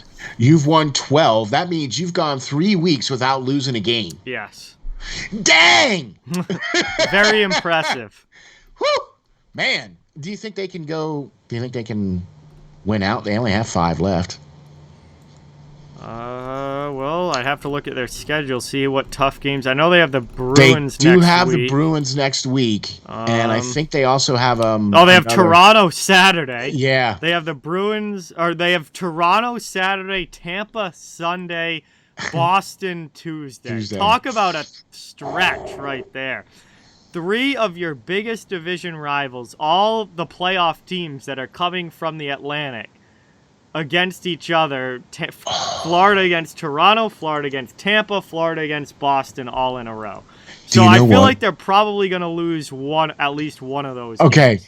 if they go 2-1, Then they close out with they close out with Montreal and Ottawa. So okay, if they go 2-1 in that stretch, then I think you have to put them in the cup for the East. I really think you do. Do you know what I mean? Because you're playing the teams that are coming up through, and you're going to lose one of them, maybe. Yeah, we'll see. I mean, if they win all three of them, oh man, cup favorites.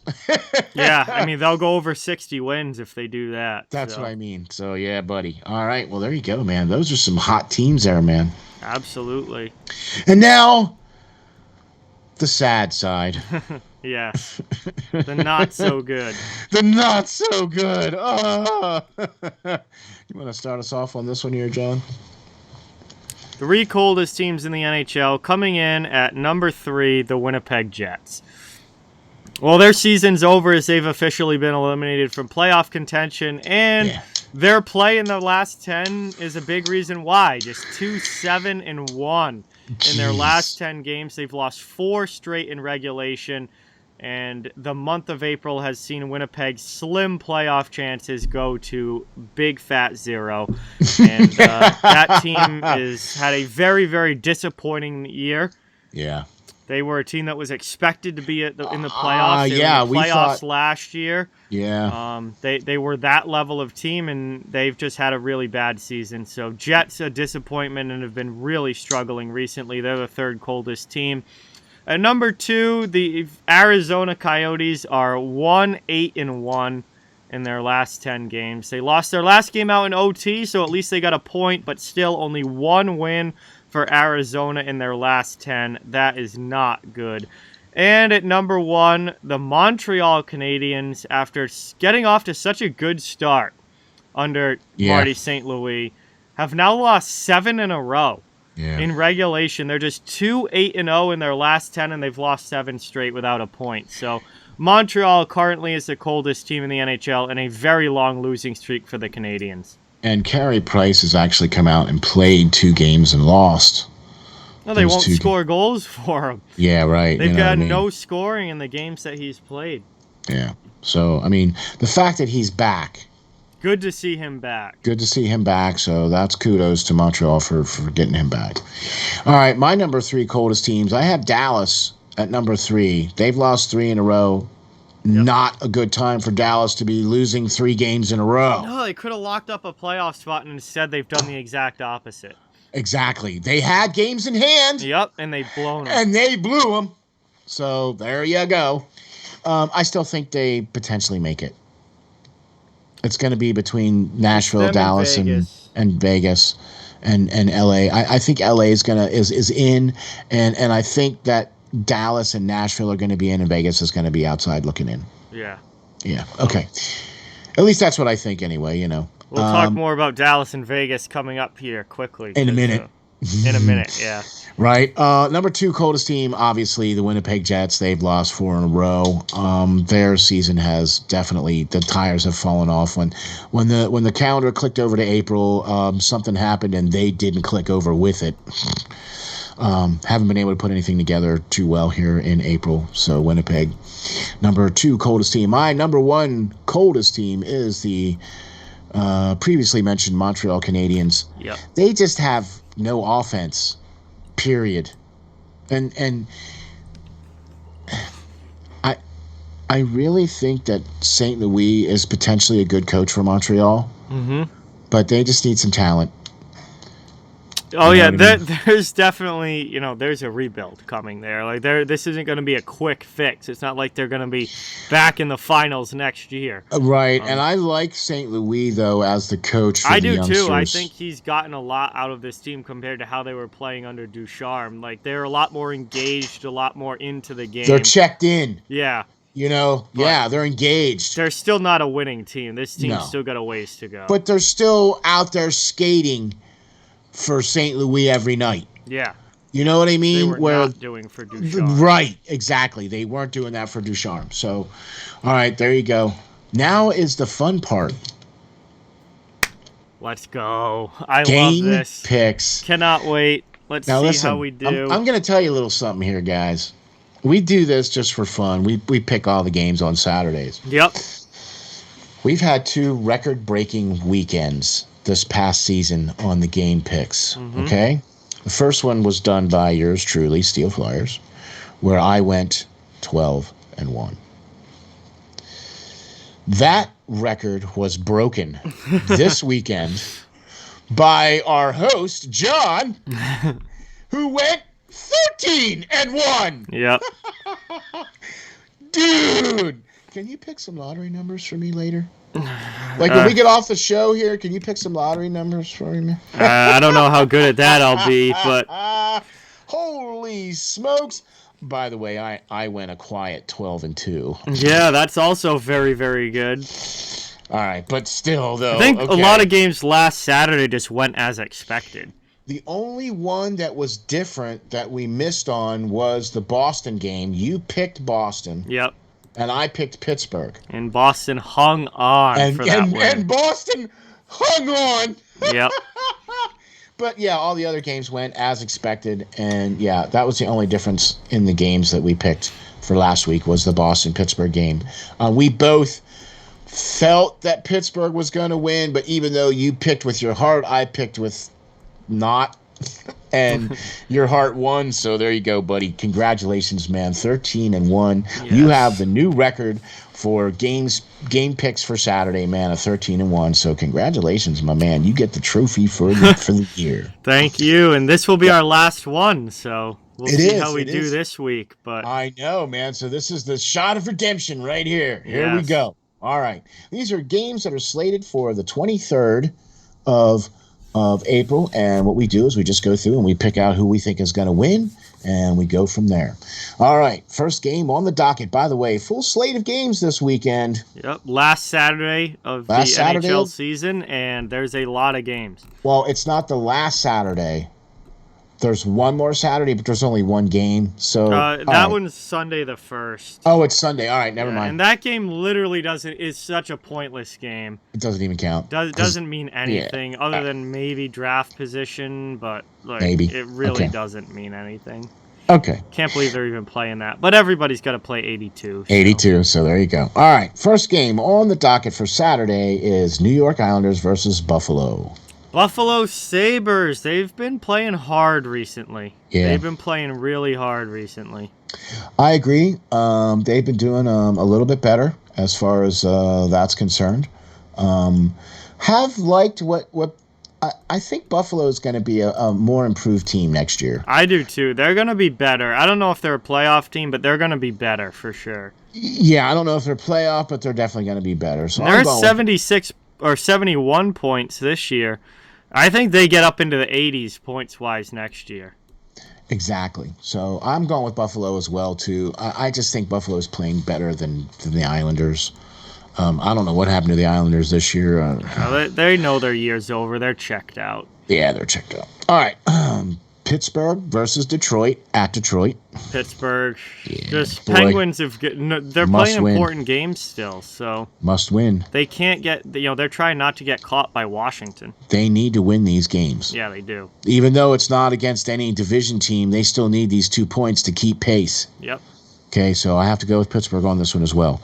Carolina versus New Jersey at New Jersey. Carolina's got to win this. I mean, that's not a game that they can afford to lose.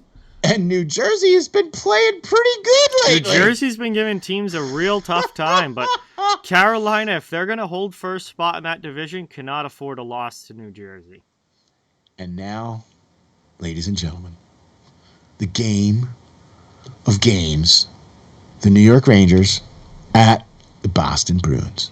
New York Rangers, better team, better goaltending, better health right now. Boston supposedly going to be getting guys back this weekend, but not for the first game of the weekend. It looks like Sunday is the expected return date for Lindholm and maybe Pastrnak as well. So I'm taking the Rangers in this one. Yeah, with those guys out missing, I'm going Rangers. I don't think you're beating New York without Pasta in the lineup. Nope. Don't think so either. I'm going New York on that one, even though it is in Boston. Montreal versus Ottawa. Boy, talk about a build-up game, right? New York Rangers versus Boston, and then Montreal versus Montreal's really struggling, so I'm gonna go Ottawa. Well, yeah, Ottawa's been playing a little bit better than Montreal lately. Yep. Not that much better, but at least they haven't lost 7 in a row. Here's another really important game too: Nashville at Tampa Bay. Tampa. Coming off an 8-1 win, I think Tampa's got some momentum now. They're going to try and ride that and take a big home win here. Yeah, I'm with you on that. They need this home win too. And even though Nashville has been playing well, not as of late, the last couple of games not so well, but Nashville is definitely going to be is in the conversation. They're going to be in the playoffs this year. Yeah. So congratulations to Nashville on that. But this game, not so much. Toronto versus Florida. Florida. I can't pick the win streak to end. Like I gotta roll with them while they're hot. With no Matthews, right? Nah, I gotta go Florida all day on this one. Yeah. Chicago versus San Jose at San Jose. Oh boy, another one of these meaningless games. I'll say Sharks. Yes. I'll say Sharks. Yes. For my brother, I am picking the Sharks. There you go. Even though I should be picking Chicago because, well, Chicago's family too. So, but I'm picking Sharks. Chicago seemed very done with the year. They're just 2-7-1 in their last 10. And San Jose has been playing better of late. They've been losing a bunch of games in overtime. They still only have 1 win in their last 10, but they've lost 4 games in overtime. But they've been playing better. Yeah, no, I think they're more just because you're playing better doesn't mean you're winning more. They're more engaged in the game than Chicago's been. Chicago's like not even showing up to a lot of these games. That's what I mean by they're playing better. Yeah, definitely. They're just not winning, but they are playing better. Yep. Okay. Seattle at Dallas. Must-win game for the Dallas Stars. I have to agree. I'm taking Dallas there. They have to win this game.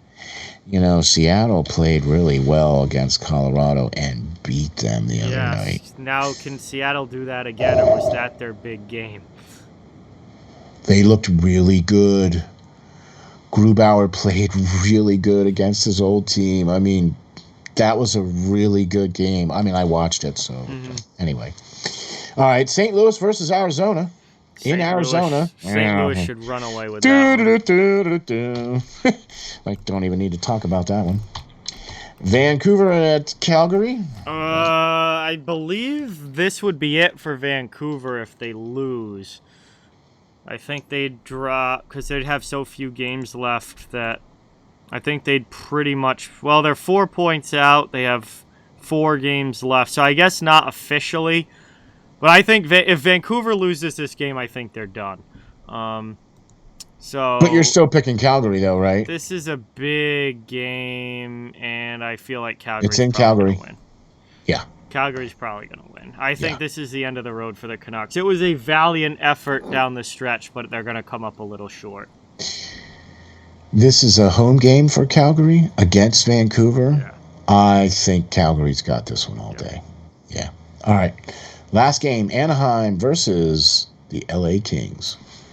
I'm going to take the Kings. They beat Anaheim earlier in the week, and I think this is a game where the Kings can pretty much lock up their spot. Maybe not mathematically make it official, but I think they can lock up essentially their spot if they win this one. They go to 96 points. It all depends on if Nashville loses and if Dallas loses and if LA wins, right?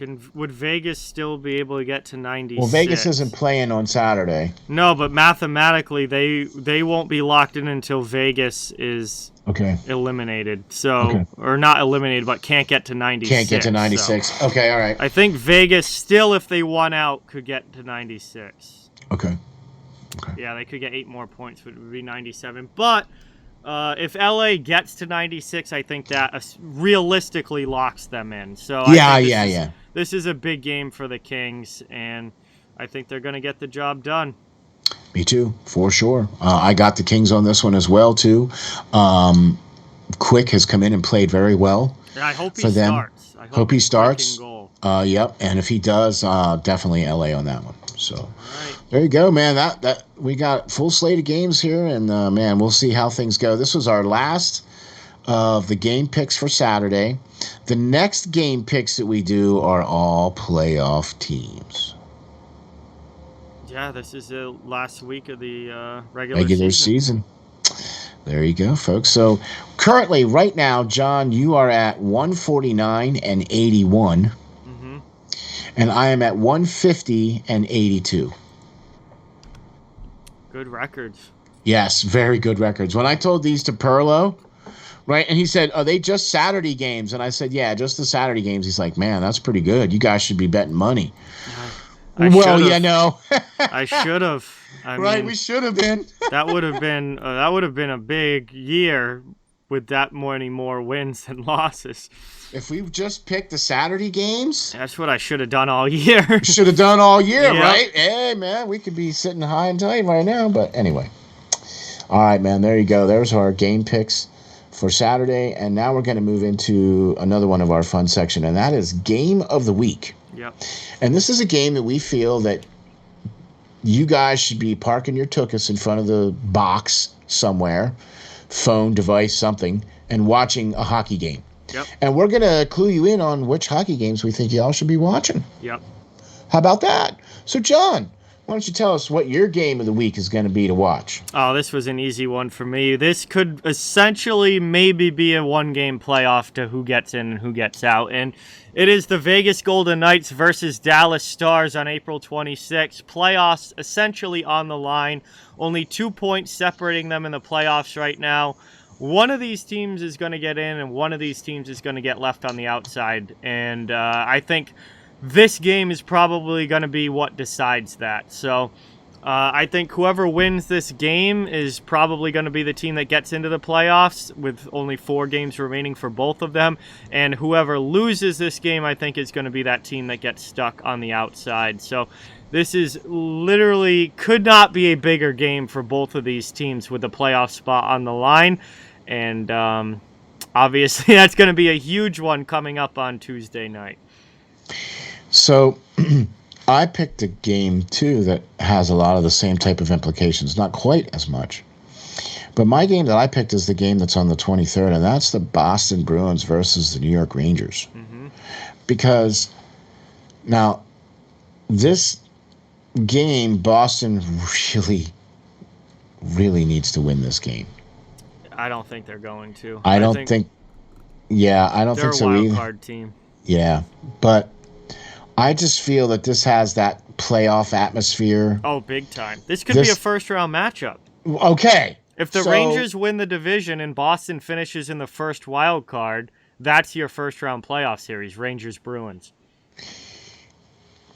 Yeah, I don't feel too good about Boston's chances if this is the first-round matchup.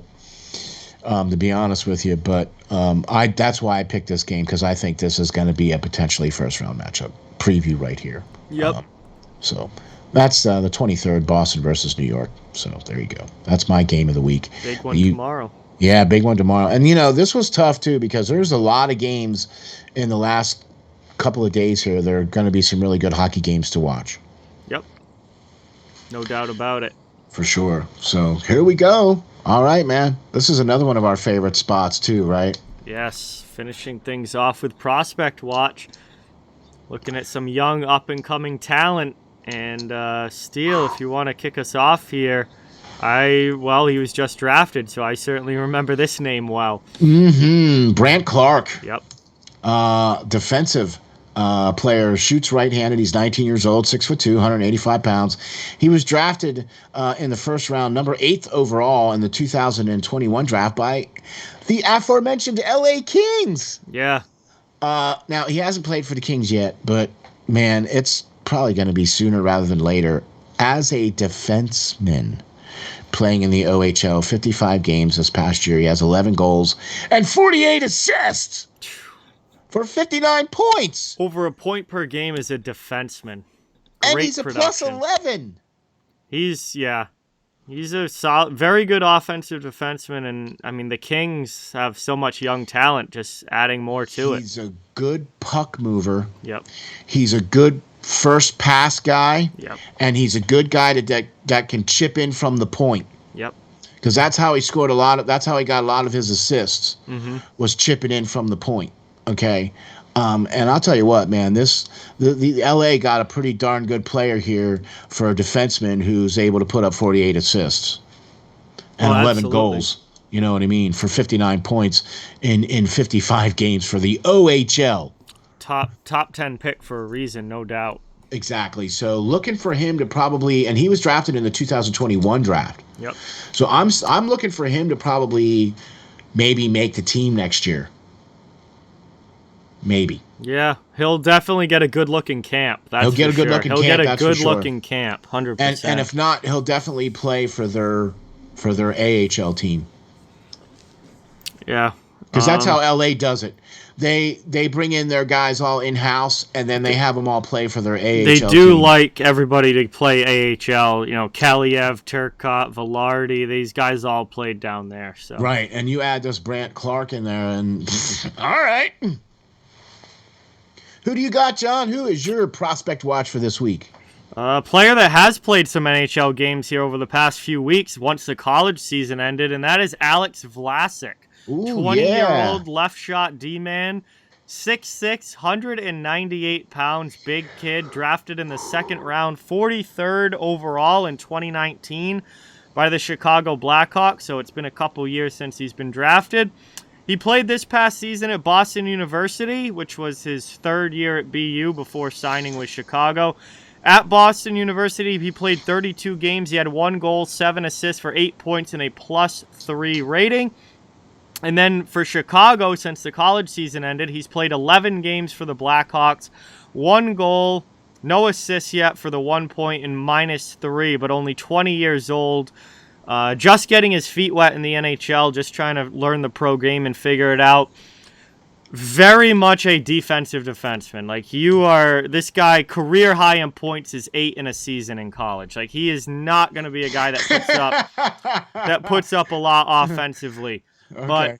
But as at 6'6", at 200 pounds, I don't need you to score goals. As a number 4 or 5 D-man, he's going to be a shutdown defensive guy. And, that's, what he is, the way that he plays. He's got a very long reach with his stick. He's obviously big enough to bring some physicality. And, it's going to be really interesting to see because Chicago has put him right in the NHL. They have not wasted any time with him. They've said, okay, you're out of college now. You're going right to the NHL. And he's overall played pretty well. He got his first career goal against Arizona the other night.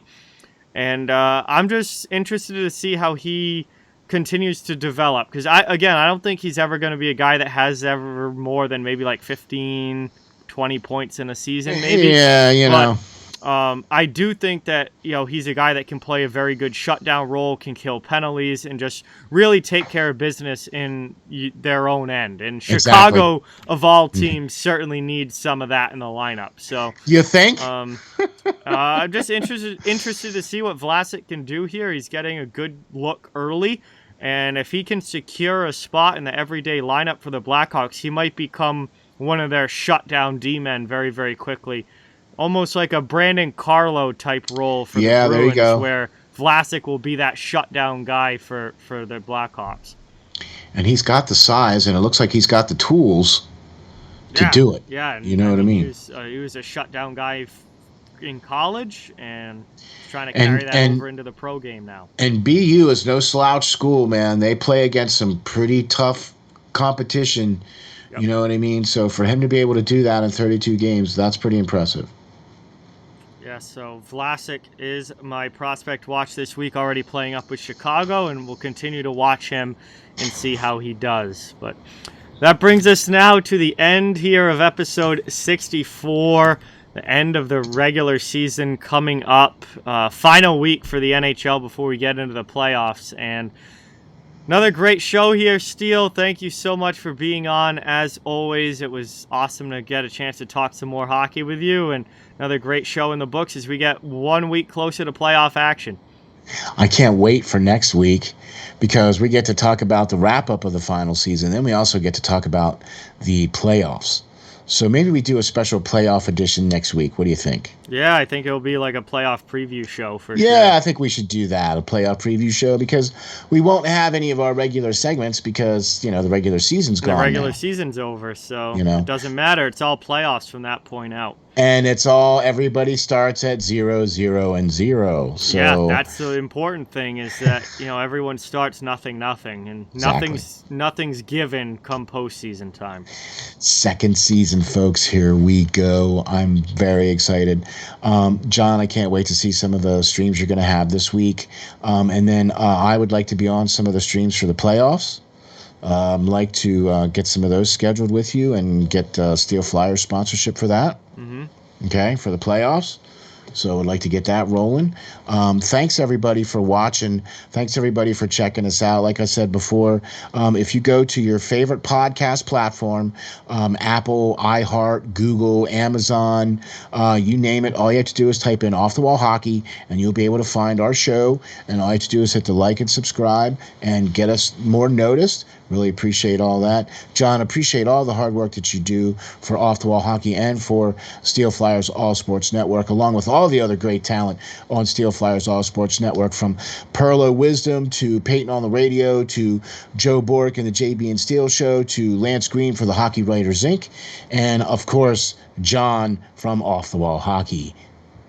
All right, guys, thank you all so much for watching. We would not be here without you. Really appreciate all the support from everybody. And it's the Off the Wall Hockey Show, a hockey show for hockey fans, part of the Steel Flyers All Sports Network. Episode 64 is in the books. Thank you guys again. Have a great weekend. Really appreciate all the support, and we'll be talking to you all very, very soon. Have a good night, everyone. Thank you guys so much.